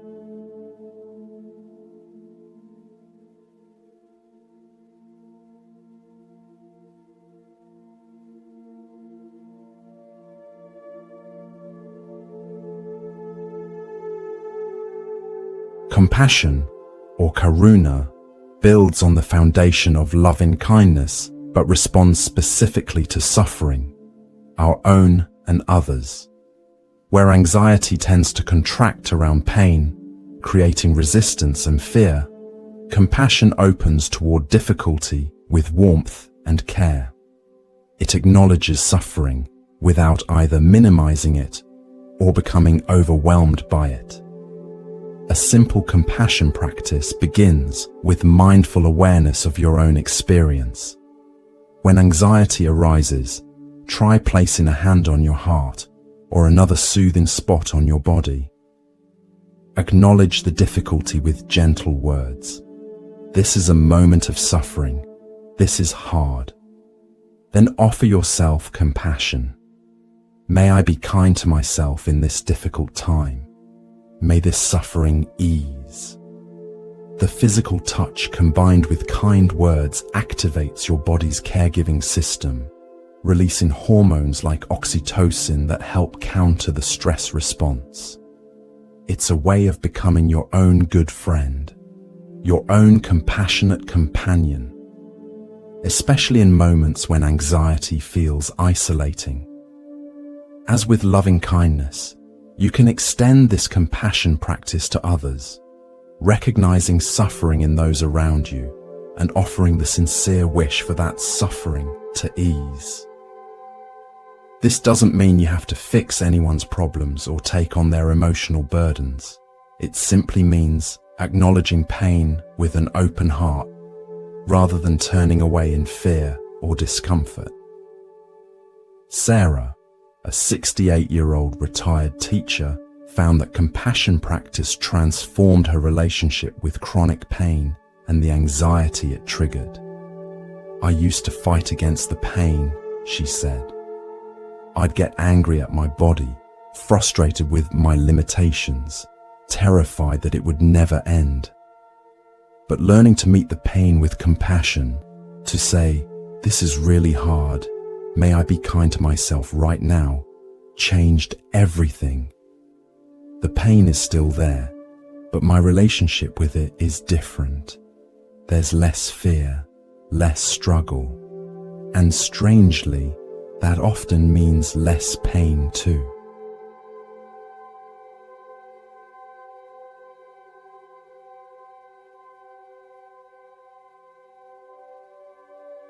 Appreciative joy, or mudita, is sometimes translated as sympathetic joy or empathetic joy, the capacity to take genuine delight in good fortune, happiness, and beauty, whether in your own experience or others.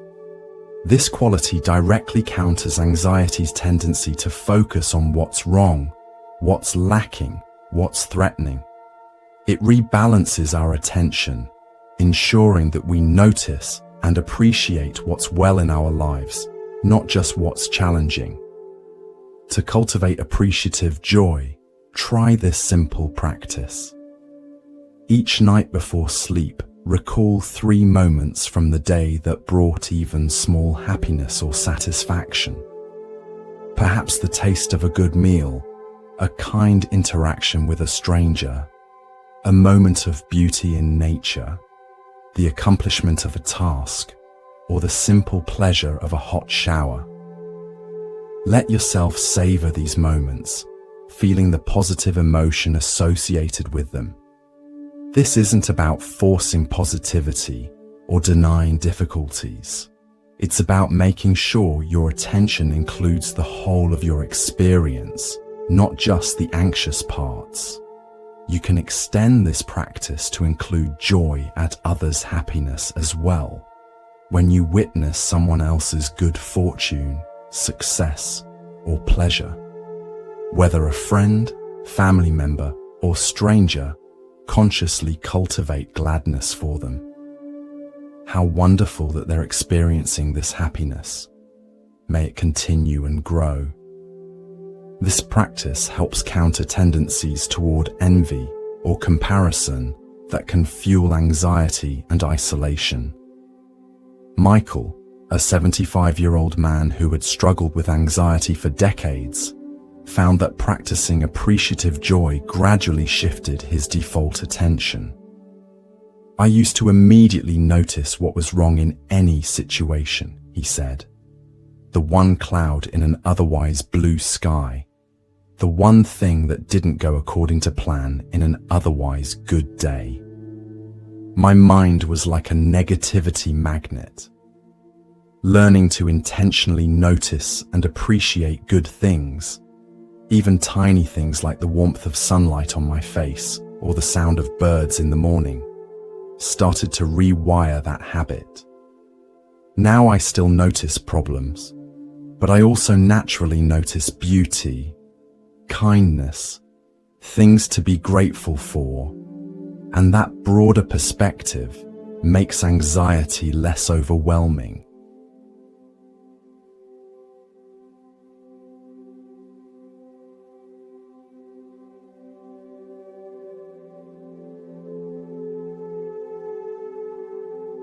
Equanimity, or upekkha, is perhaps the subtlest of the 4 heart qualities, but also one of the most powerful for working with anxiety. It's a balanced state of mind that remains steady amid life's inevitable ups and downs, neither elated by pleasant experiences nor devastated by unpleasant ones, neither clinging to what we want nor rejecting what we don't want. It's often described as a vast, unshakable peace that can hold all experience with equal care and clarity. Equanimity doesn't mean indifference or detachment from life. Rather, it's a profound engagement that isn't swept away by reactivity. It allows us to be fully present with whatever arises without being controlled by it. For anxiety, which often involves being overwhelmed by thoughts and feelings, equanimity offers a steady center, a place of balance amid emotional storms. A simple equanimity practice involves reflecting on the universal nature of change and the limits of personal control. You might silently repeat phrases like, "All beings experience both pleasure and pain, according to causes and conditions. I am not exempt from this universal truth. May I find peace amid these changing circumstances." Another approach is to practice equanimity in daily life by intentionally working with small disappointments and pleasures. When something doesn't go your way, perhaps a plan changes or something breaks, see if you can meet it with a balanced mind. This is unpleasant, but it's part of life. I can respond wisely without being overwhelmed. Similarly, when something pleasant occurs, enjoy it fully while recognizing its impermanent nature. This is delightful, and like all experiences, it too will pass. I can appreciate it without clinging to it. Eleanor, an 81-year-old woman, found that equanimity practice transformed her relationship with aging and the anxiety it had triggered. "I used to panic about every new ache, every sign of getting older," she said. "But practicing equanimity has helped me see these changes as part of the natural flow of life, not personal catastrophes. There's a kind of spaciousness now, a perspective that can hold both the difficulties and the ongoing beauty of life as it is. I still take care of myself, but without the frantic fear that used to exhaust me." Together, these 4 heart qualities, loving kindness, compassion, appreciative joy, and equanimity, create an inner environment less conducive to anxiety's tight grip. They don't fight against fear directly, but they offer alternatives to its constriction, its tunnel vision, its sense of isolation. They remind us of our capacity for warmth, for care, for delight, for balance, even in difficult moments. Try incorporating these qualities into your daily life, not just in formal meditation, but in small moments throughout the day. When anxiety arises, see which quality might be most helpful in that particular moment. Sometimes it's the warmth of loving kindness, sometimes the tenderness of compassion, sometimes the broadening of appreciative joy, sometimes the steadiness of equanimity. With practice, these qualities become more readily available when needed, offering natural antidotes to fear's constriction. The Buddha taught that these 4 heart qualities are not just practices, but our true nature, the mind's natural state when not clouded by confusion or reactivity. By cultivating them, we're not adding something foreign to our experience. We're remembering what's already there, beneath the surface turbulence of anxiety and other difficult emotions.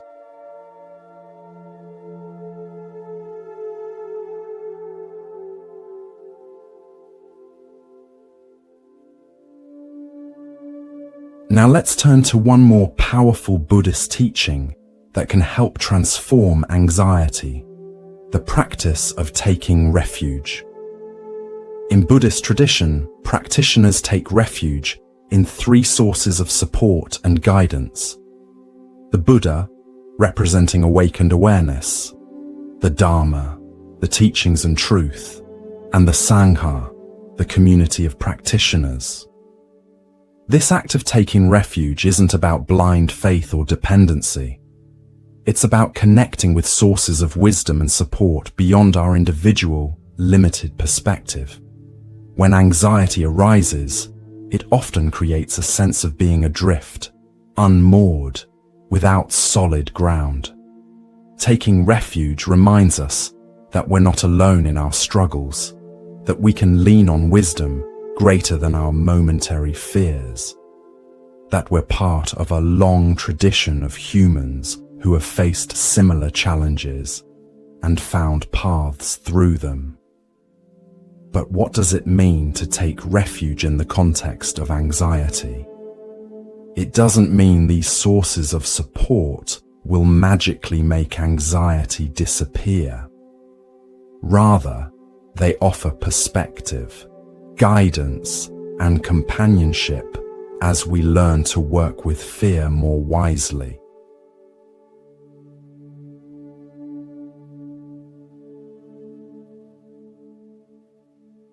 Taking refuge in the Buddha means remembering our own capacity for awareness, for clarity, for wakefulness. Even in moments of intense anxiety, there's a part of us that's able to witness the experience without being completely overwhelmed by it. This witnessing awareness, this clarity that knows anxiety is present without being identical to the anxiety, is what Buddhist tradition points to as our Buddha nature, our inherent capacity for awakened presence. When caught in fear, we can take refuge in this awareness, remembering that we are more than our momentary emotional state.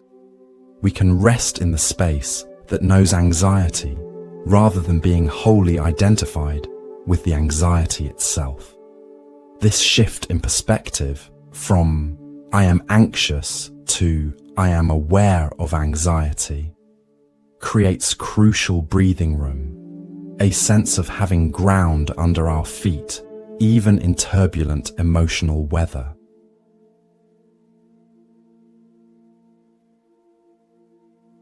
Taking refuge in the Dharma means drawing on teachings and practices that offer guidance for working with difficult states. The word Dharma can refer both to the Buddha's explicit teachings and to the underlying truth or reality they point to.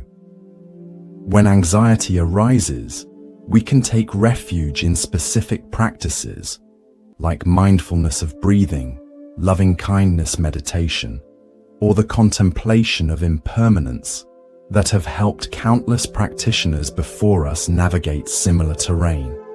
we can also take refuge in the deeper truths these practices reveal, that all experiences, including anxiety, are impermanent, that we are not isolated individuals but interconnected with all life, that our true nature is awareness itself, not the temporary states moving through it. These understandings offer perspective when anxiety threatens to narrow our view to immediate fear. Taking refuge in the Sangha means remembering our connection to others walking a similar path. Traditionally, this referred to the community of monks and nuns, but in a broader sense, it includes all who are sincerely engaged in the work of awakening, of living with greater awareness and compassion. When anxiety arises, we can take refuge in knowing we're not alone in our struggles, that countless others have faced similar fears and found ways through them. This sense of shared journey can be profoundly comforting. It reminds us that anxiety is not a personal failing, but part of the human experience, that we don't have to figure everything out alone, that we can learn from others who have walked this path before us, whether through formal spiritual community, friends who share similar values, or even books and teachings that connect us to the wisdom of others. The refuge of Sangha reminds us that we're part of something larger than our individual struggles. Let me share a story that illustrates the power of taking refuge. There was a woman named Claire, 65 years old, who had practiced meditation for many years. Despite her practice, she still experienced periods of anxiety, particularly around health concerns. During one such period, following an unclear medical test result, her anxiety became especially intense, disrupting her sleep, dominating her thoughts, creating a sense of vulnerability and fear. One sleepless night, sitting on the edge of her bed with her heart racing, Claire remembered the practice of taking refuge. She closed her eyes and silently recited the traditional refuge prayer. I take refuge in the Buddha. I take refuge in the Dharma. I take refuge in the Sangha. As she spoke these words, she felt herself connecting to something beyond her immediate fear. Taking refuge in the Buddha, she became aware of the consciousness that was noticing the anxiety, the spacious awareness that was larger than this temporary state. Taking refuge in the Dharma, she remembered the teaching of impermanence, that this difficult moment, like all moments, would pass, and the teaching of compassion, that she could hold her fear with kindness rather than resistance. Taking refuge in the Sangha, she thought of her meditation group, of the teacher who had guided her practice, of countless others throughout time who had faced fear and found their way through it. The anxiety didn't disappear, but Claire felt less alone with it, less defined by it. She sensed herself as part of something larger, a lineage of practice, a community of seekers, a flow of life that contained but wasn't limited to this moment of fear. From this broader perspective, the anxiety became more manageable, less overwhelming. She was able to return to bed and, eventually, to sleep. The next day, Claire called her meditation teacher to share her experience. What I realized, she said, is that taking refuge isn't about escaping difficulty. It's about finding firm ground within it, about remembering resources that are always available, even when fear is strong. The teacher nodded. That's exactly right.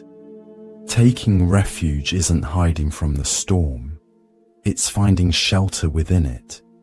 And sometimes that shelter is as simple as remembering you're not alone, that there's wisdom to guide you, that your awareness is larger than any temporary state moving through it.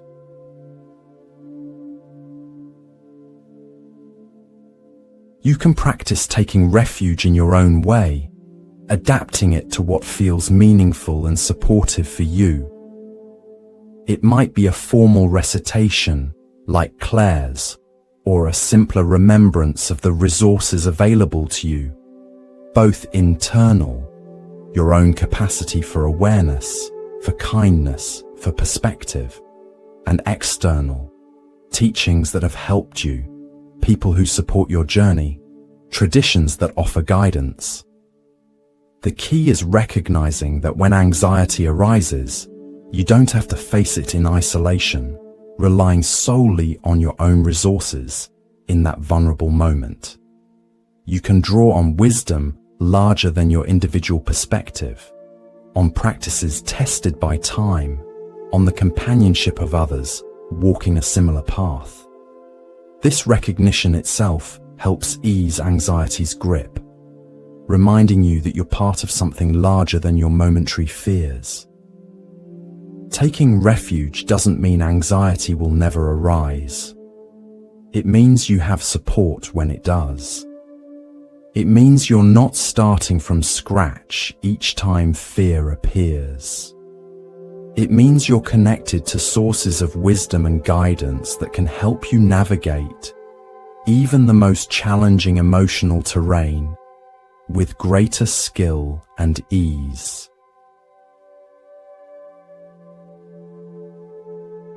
In the gentle silence that follows taking refuge, allow yourself to rest in the simplicity of this moment. Feel your body supported, your breath flowing naturally, your awareness like the sky holding all experience with spaciousness and care. This awareness is always available to you, a refuge in itself, clear, open, untroubled by the temporary weather of thoughts and emotions.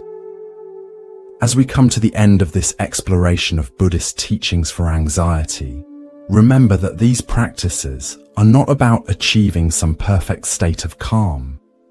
They're about meeting life as it is, with all its complexity and challenge, with greater wisdom and compassion.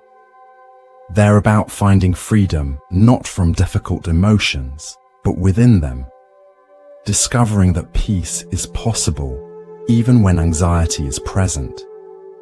The path is not linear. There will be times when these practices flow easily, when awareness feels spacious and clear. There will be other times when anxiety feels overwhelming, when it's hard to remember these teachings in the heat of fear. This too is part of the path. The Buddha never promised that practice would be smooth or that progress would be steady. He simply offered tools for meeting whatever arises with greater skill and care. What matters is not perfection, but intention, the sincere wish to understand your own mind, to ease suffering, to live with greater awareness and compassion. Each time you remember to breathe with anxiety rather than fighting it, each time you offer yourself kindness in a difficult moment, each time you recognize a thought as just a thought, these are victories. These are moments of awakening.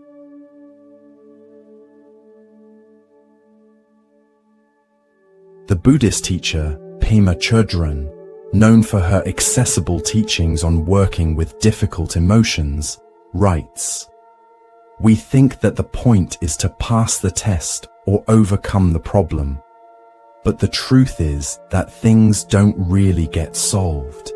They come together and they fall apart. Then they come together again and fall apart again. It's just like that. The healing comes from letting there be room for all of this to happen. Room for grief, for relief, for misery, for joy." This perspective invites us to make peace with the natural cycles of experience. the coming and going of all states, including anxiety. Rather than seeing anxiety as a problem to be permanently eliminated, we can learn to create space for it when it arises, to hold it with wisdom and care, to let it be part of the ever-changing weather of our human experience. And in that spaciousness, that acceptance, we often find the anxiety naturally begins to ease, not because we forced it away, but because we stopped fighting it. As you move forward from this teaching, I invite you to carry these practices lightly. Don't turn them into another source of pressure or expectation. Don't use them to judge yourself when anxiety arises. Instead, let them be offerings, gentle reminders of your capacity for awareness, for compassion, for peace even in difficult moments. Start small. Perhaps choose just one practice that resonates with you. The recognition, this is not me, the awareness of impermanence, the offering of compassion to your own suffering. Work with it daily, in small ways, bringing it to ordinary moments before applying it to intense anxiety. Like learning any skill, these practices grow stronger with use. Be patient with yourself. Be gentle. Remember that each moment of practice, however brief, plants seeds that will bear fruit in time.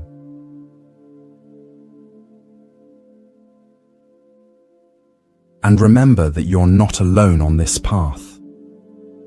From the Buddha's time to the present day, countless practitioners have worked with anxiety, with fear, with all the challenges of being human.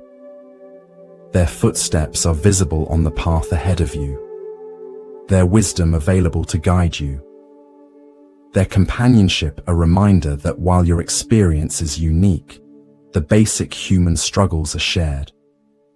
You are part of a vast, invisible community of seekers, those who have gone before, those who practice alongside you now, those who will come after.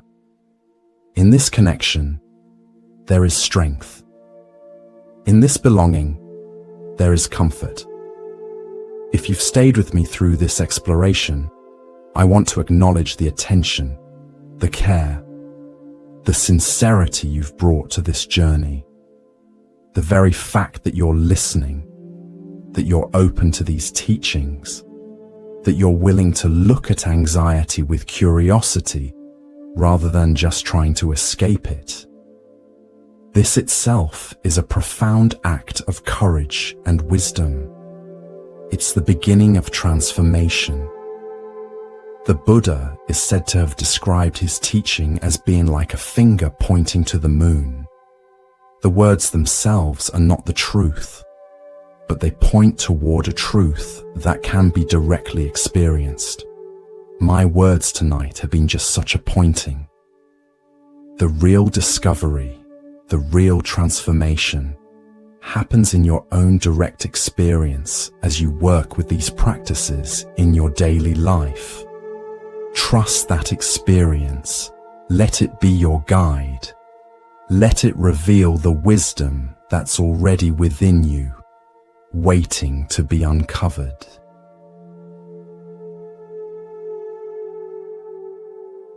Now, as we prepare to transition into even deeper rest, I invite you to simply breathe.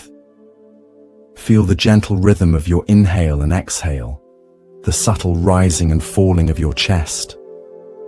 Notice the small pause at the end of each exhale, a moment of perfect stillness, of natural peace.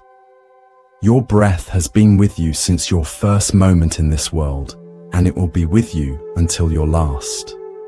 It's a constant companion, a built-in meditation object, always available as an anchor to the present moment. Allow your attention to rest in this simple awareness of breathing, not controlling the breath, not trying to make it deeper or slower, just noticing it as it is. If your mind wanders into thoughts of the past or future, into planning or remembering, into any of the thousands of places minds naturally go, simply notice that wandering and gently return your attention to the breath. Not with judgment, not with frustration, but with the same patient kindness you might show a child who has wandered off a path. Ah, there you are. Come back now. This simplicity, this returning to breath, to body, to present moment, is the heart of Buddhist practice. All the teachings we've explored tonight come down to this: the capacity to be here, to be aware, to meet each moment with clarity and care. This capacity is your birthright. It belongs to you, regardless of age, circumstance, or history. It remains available even when anxiety is present, even when life is challenging, even when the path seems unclear. As the ancient Buddhist text, the Dhammapada, reminds us, the thought manifests as the word manifests as the deed develops into habit, and the habit hardens into character. So watch the thought and its ways with care. Each time you remember to meet anxiety with awareness rather than resistance, with compassion rather than judgment, you're creating new patterns in your mind and heart. You're cultivating habits of peace that will, with time and practice, become your natural response to difficulty.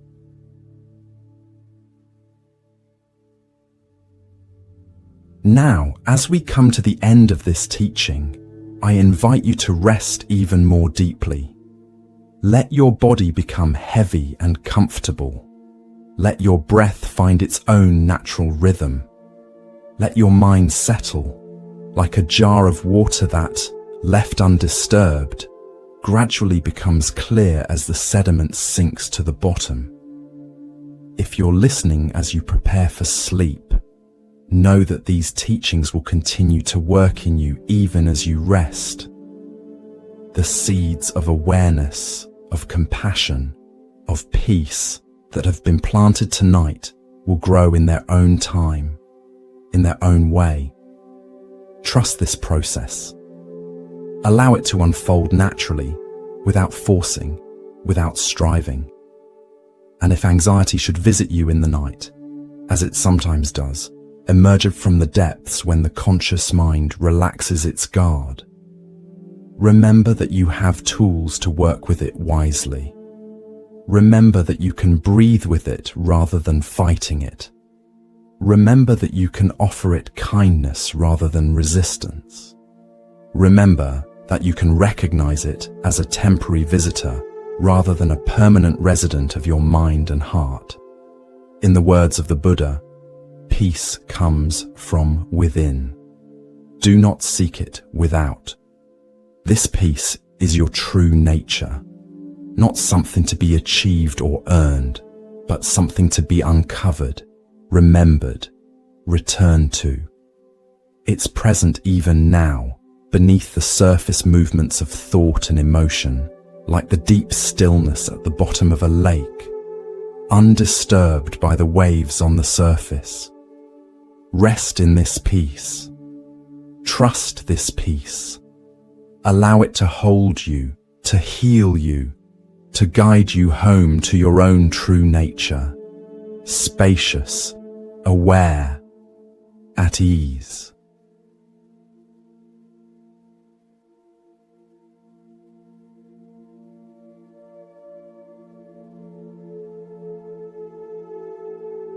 Rest in this knowing.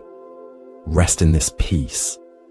Rest in the natural clarity that has been with you all along, behind the veil of thoughts and emotions, beneath the surface turbulence of daily life.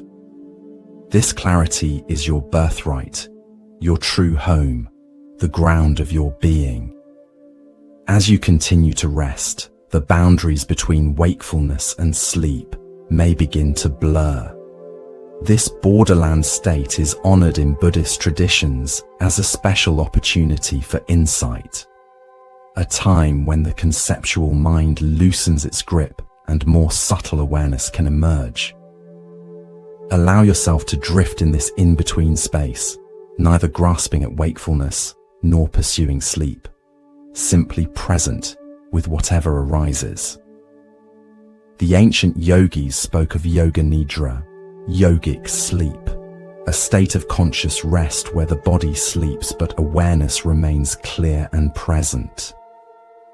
Whether you drift into deep sleep or remain in this conscious resting, know that the awareness we've been cultivating continues to work in you, continues to heal, continues to reveal your true nature.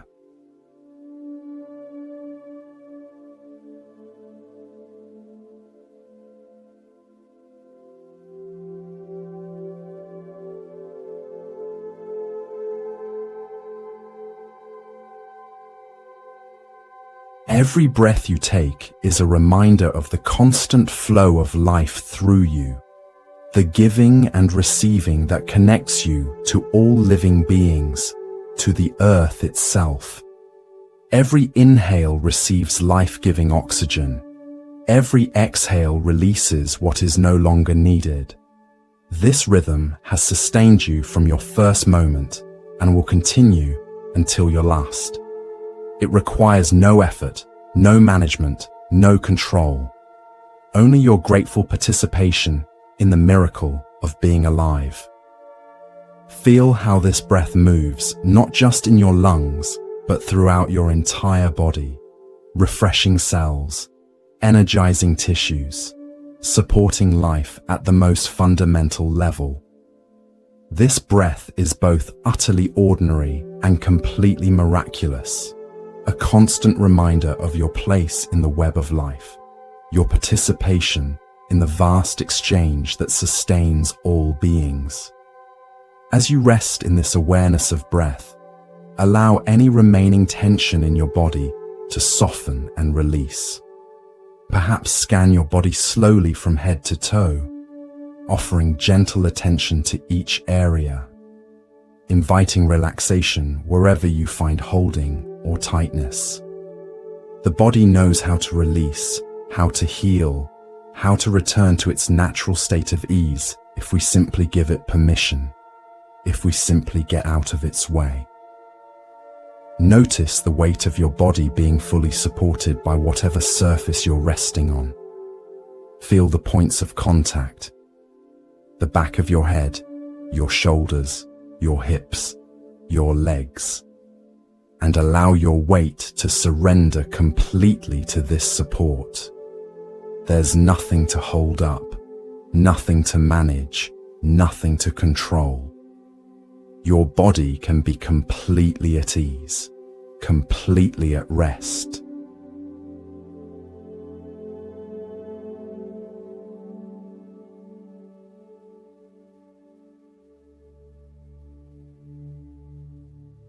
As the body relaxes more deeply, you may notice subtle sensations that were previously obscured by tension or movement.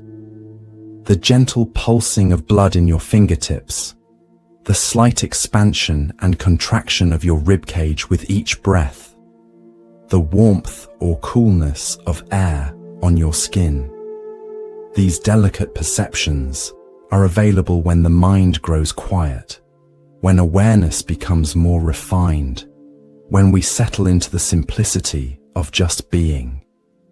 Buddhist practice invites us into this intimate relationship with direct experience, not filtered through concepts or judgments, not diluted by distraction or resistance, but met directly, freshly, with the clear light of awareness.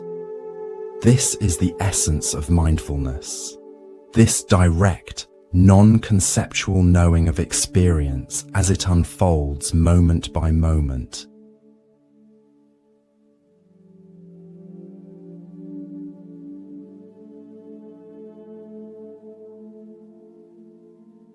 Even as the body grows more still and the mind more quiet, this awareness remains clear, spacious, undimmed. Unlike other faculties that tire and need rest, awareness itself never grows weary, never needs refreshment. It is always present, always available, the constant background of all experience. We may lose touch with it when caught in the grip of strong emotions or racing thoughts, but it never leaves us. It is our true nature, our Buddha mind. Rest in this awareness. Let it hold your experience like a vast clear sky holds clouds and birds and the light of stars. Nothing to do, nothing to manage, nothing to improve. Just this moment, just as it is, complete and perfect in its suchness, its tathata, as the Buddha called it.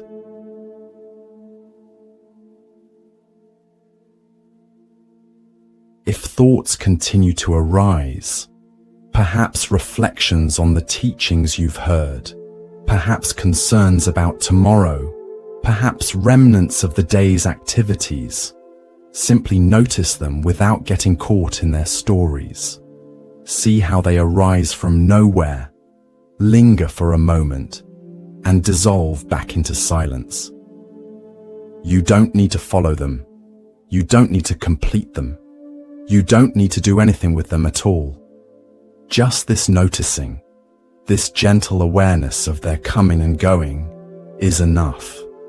This is the practice in its most essential form.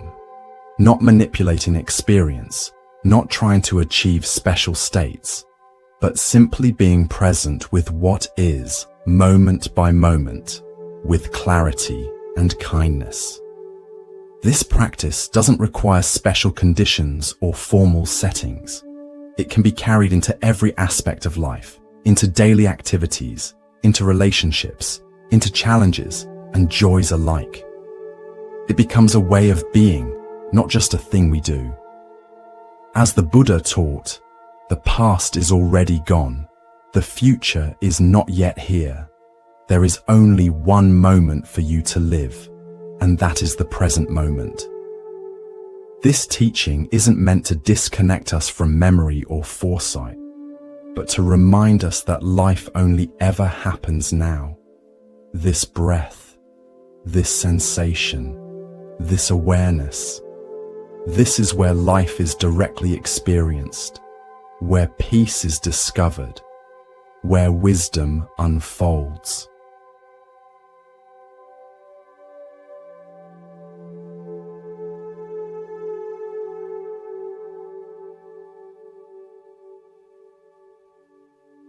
The great Tibetan master Padmasambhava taught, "The nature of mind is the unity of awareness and emptiness." Awareness is the knowing quality of mind, clear, cognizant, luminous. Emptiness is its open, spacious, ungraspable nature, free from fixed identity, unbounded by concepts or categories. Together, they describe our true nature, simultaneously aware and open, present and free, engaged and unattached. This unity of awareness and emptiness is not something we need to create or achieve. It's already the case, already the fundamental nature of mind. Our practice is simply to recognize it, to rest in it, to allow it to reveal itself as what we've always been beneath the surface movements of thought and emotion. As you continue to rest in this natural awareness, you may notice subtle shifts in your experience, perhaps moments of unusual clarity, perhaps a sense of boundaries softening, perhaps glimpses of a peace deeper than the absence of disturbance. These are not special achievements, but natural emergences, when the mind is allowed to settle into its own nature without interference or manipulation.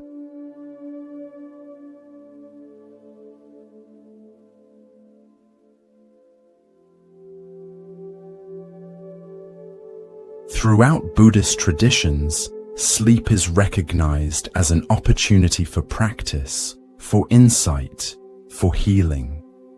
The Tibetan tradition in particular offers rich teachings on dream yoga and sleep yoga, practices that invite us to maintain awareness through the transitions between waking and sleeping, to recognize the dreamlike nature of all experience, to discover the luminous awareness that continues even as the body and conceptual mind rest. Whether you're approaching sleep or simply resting in deep relaxation, know that the awareness we've been cultivating continues to work in you. The seeds of mindfulness, of compassion, of wisdom that have been planted in your consciousness will continue to grow, to deepen, to bear fruit in their own time and way. Trust this process. Allow it to unfold naturally, without forcing, without striving. The Zen tradition speaks of effortless effort, or non-doing doing, a way of engaging with practice that doesn't rely on willpower or control, but on allowing natural wisdom to emerge when we get out of our own way, when we release the habitual patterns that obscure our true nature.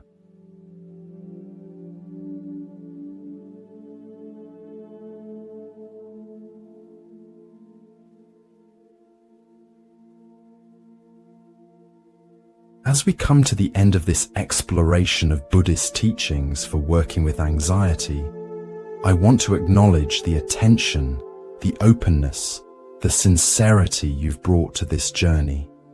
The very fact that you're listening, that you're willing to look at anxiety with curiosity, rather than just trying to escape it, is itself a profound act of courage and wisdom. This willingness to be present with what is difficult, to learn from it rather than just react to it, is the beginning of real transformation. Remember that the path is not linear.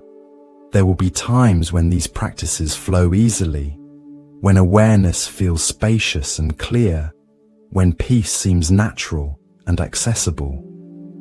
There will be other times when anxiety feels overwhelming, when it's hard to remember these teachings in the heat of fear, when old patterns reassert themselves.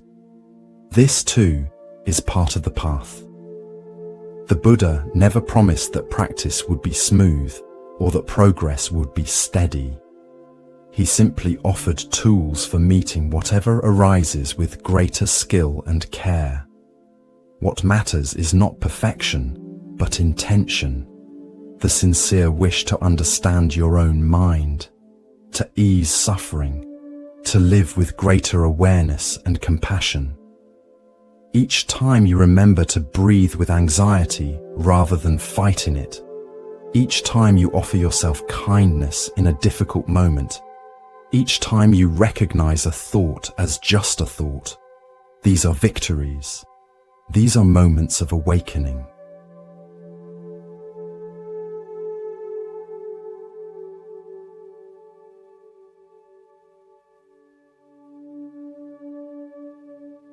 As the Tibetan Buddhist teacher Mingyur Rinpoche, who himself has experienced panic attacks, writes, "Awareness is the basis, or what you might call the support, of the mind. It is steady and unchanging, like the pole to which the flag of ordinary consciousness is attached. When we recognize and become grounded in awareness of awareness, the wind of emotion may still blow. But instead of being carried away by the wind, we turn our attention inward, watching the shifts and changes with the intention of becoming familiar with that aspect of consciousness that recognizes, oh, this is what I'm feeling, this is what I'm thinking. As we do so, a bit of space opens up within us. With practice, that space, which is the mind's natural clarity, begins to expand and settle. This space, this clarity, is always available to you in moments of ease and in moments of anxiety, in the middle of the night and in the full light of day. in solitude, and in relationship. It is your true nature, your Buddha mind, your birthright as a conscious being. No matter how strong the anxiety, no matter how convincing the fear, this clear, open awareness remains, ready to be recognized, ready to be remembered, ready to hold your experience with wisdom and care.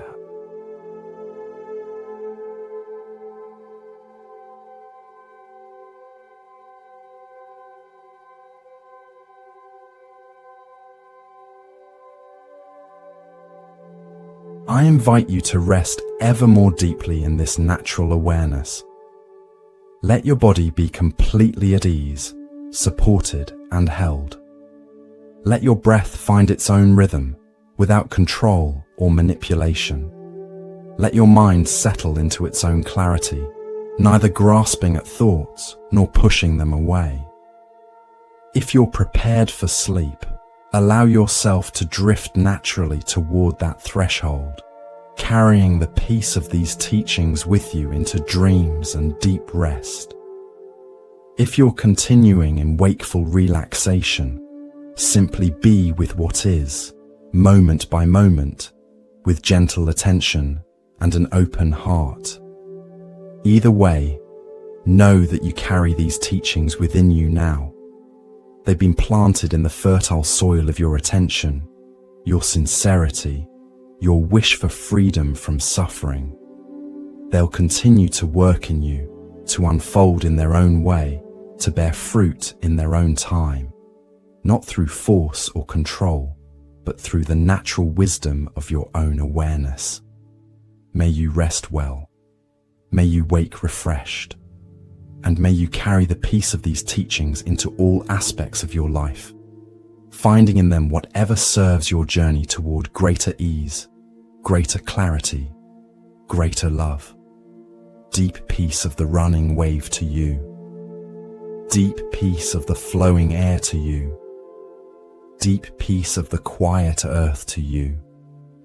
Deep peace of the shining stars to you. Deep peace of the infinite peace to you.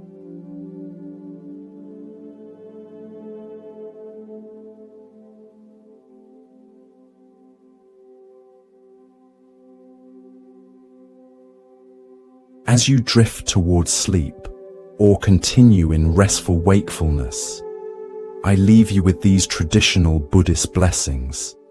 These wishes for well-being that have been offered from heart to heart for thousands of years. May you be safe from inner and outer harm. May you be healthy in body and mind. May you be at ease with life as it is. May you know the natural peace of your own true nature. And may the benefit of this teaching extend beyond you, rippling outward to touch all beings, all lives, all moments. May all beings be safe from inner and outer harm. May all beings be healthy in body and mind. May all beings be at ease with life as it is. May all beings know the natural peace of their own true nature. Thank you for walking this path with me tonight. Thank you for your attention, your openness, your willingness to explore these ancient teachings with a contemporary mind and heart. The wisdom they contain is not confined to any one tradition or time.